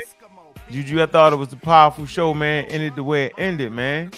Sometimes it go where it gotta go at, man. Agreed. Fucking incredible to read. That was wild. Right? That was definitely wild. Right? And we'll ponder on that decision. But yeah, man, we enjoyed ourselves, man. Appreciate the people that came through, man. Shout out to all the people that hit the Cash App, man. It ain't too late, man. Hit that damn Cash App. Stop playing, man. Show some love, man. Right? Everybody y'all got something y'all can rewind. Just drop $1 for Bobby Banger. Yeah, holla at the dollar, man. And make sure y'all go ahead and hit that store, man. That Abjuwear store. Yeah, I probably should. Why don't I put the store on there, man? I gotta start wearing my stuff on, put my camera on speaker to see. You be bluffing with that. If you're going to do it, you're going to stop bluffing. I'm going to put my Adidas jacket on over it, though. I'm just letting you know. See, you always doing Adidas jacket. It's my favorite. I love Adidas. Adidas. I don't know why, man. Hey, man, y'all know what it is, man. We here. Yeah, hit that store, though. That store is in the game. That pseudo gear. Get that pseudo gear. Miss Tiffany, I don't mean to make you work. Drop the Abjuwear link in there one time. Drop it in at one time. Space Age Africans. Yeah. Yeah, man. Hit that up, man. Get all your gear, man. You know who he is, man. Yes, sir. That no religion, man. Got some solid gear on here, too, man. Mm-hmm. Yeah, we're going to make a Black News 102 shirt. You going to do a what? A Black News 102, John. Oh, Lord. Trying to get that in. Okay, like okay. That. Yeah. Little killer tank. Get in where you bye. Yeah, man. The God Killer, man. Yeah, y'all know what it is, man. Hey, man, appreciate everybody in the chat, man. Mr. Metro. Venice, I see you. Miss Tiffany, I see you. Gemini, Jamal, Faku, I can't even say it right. Jackson and Jackson, I think it's I see y'all in there. Fugak, I don't want to mess your name up. Pan African, Neanderthal James was in the building. He definitely was in the building, man. He's still talking Everything about we is don't everything. understand. Hey, we glad everybody came through, man. Go ahead to the Ab Juice store, man. Hit that link, man. Got a little flavor in there, man. Y'all know what it is, man. Shout out to Black News 102. Shout out to the community of skeptics, man. We got some special content coming over there, man. Yeah, y'all know what it is, man. We here, man.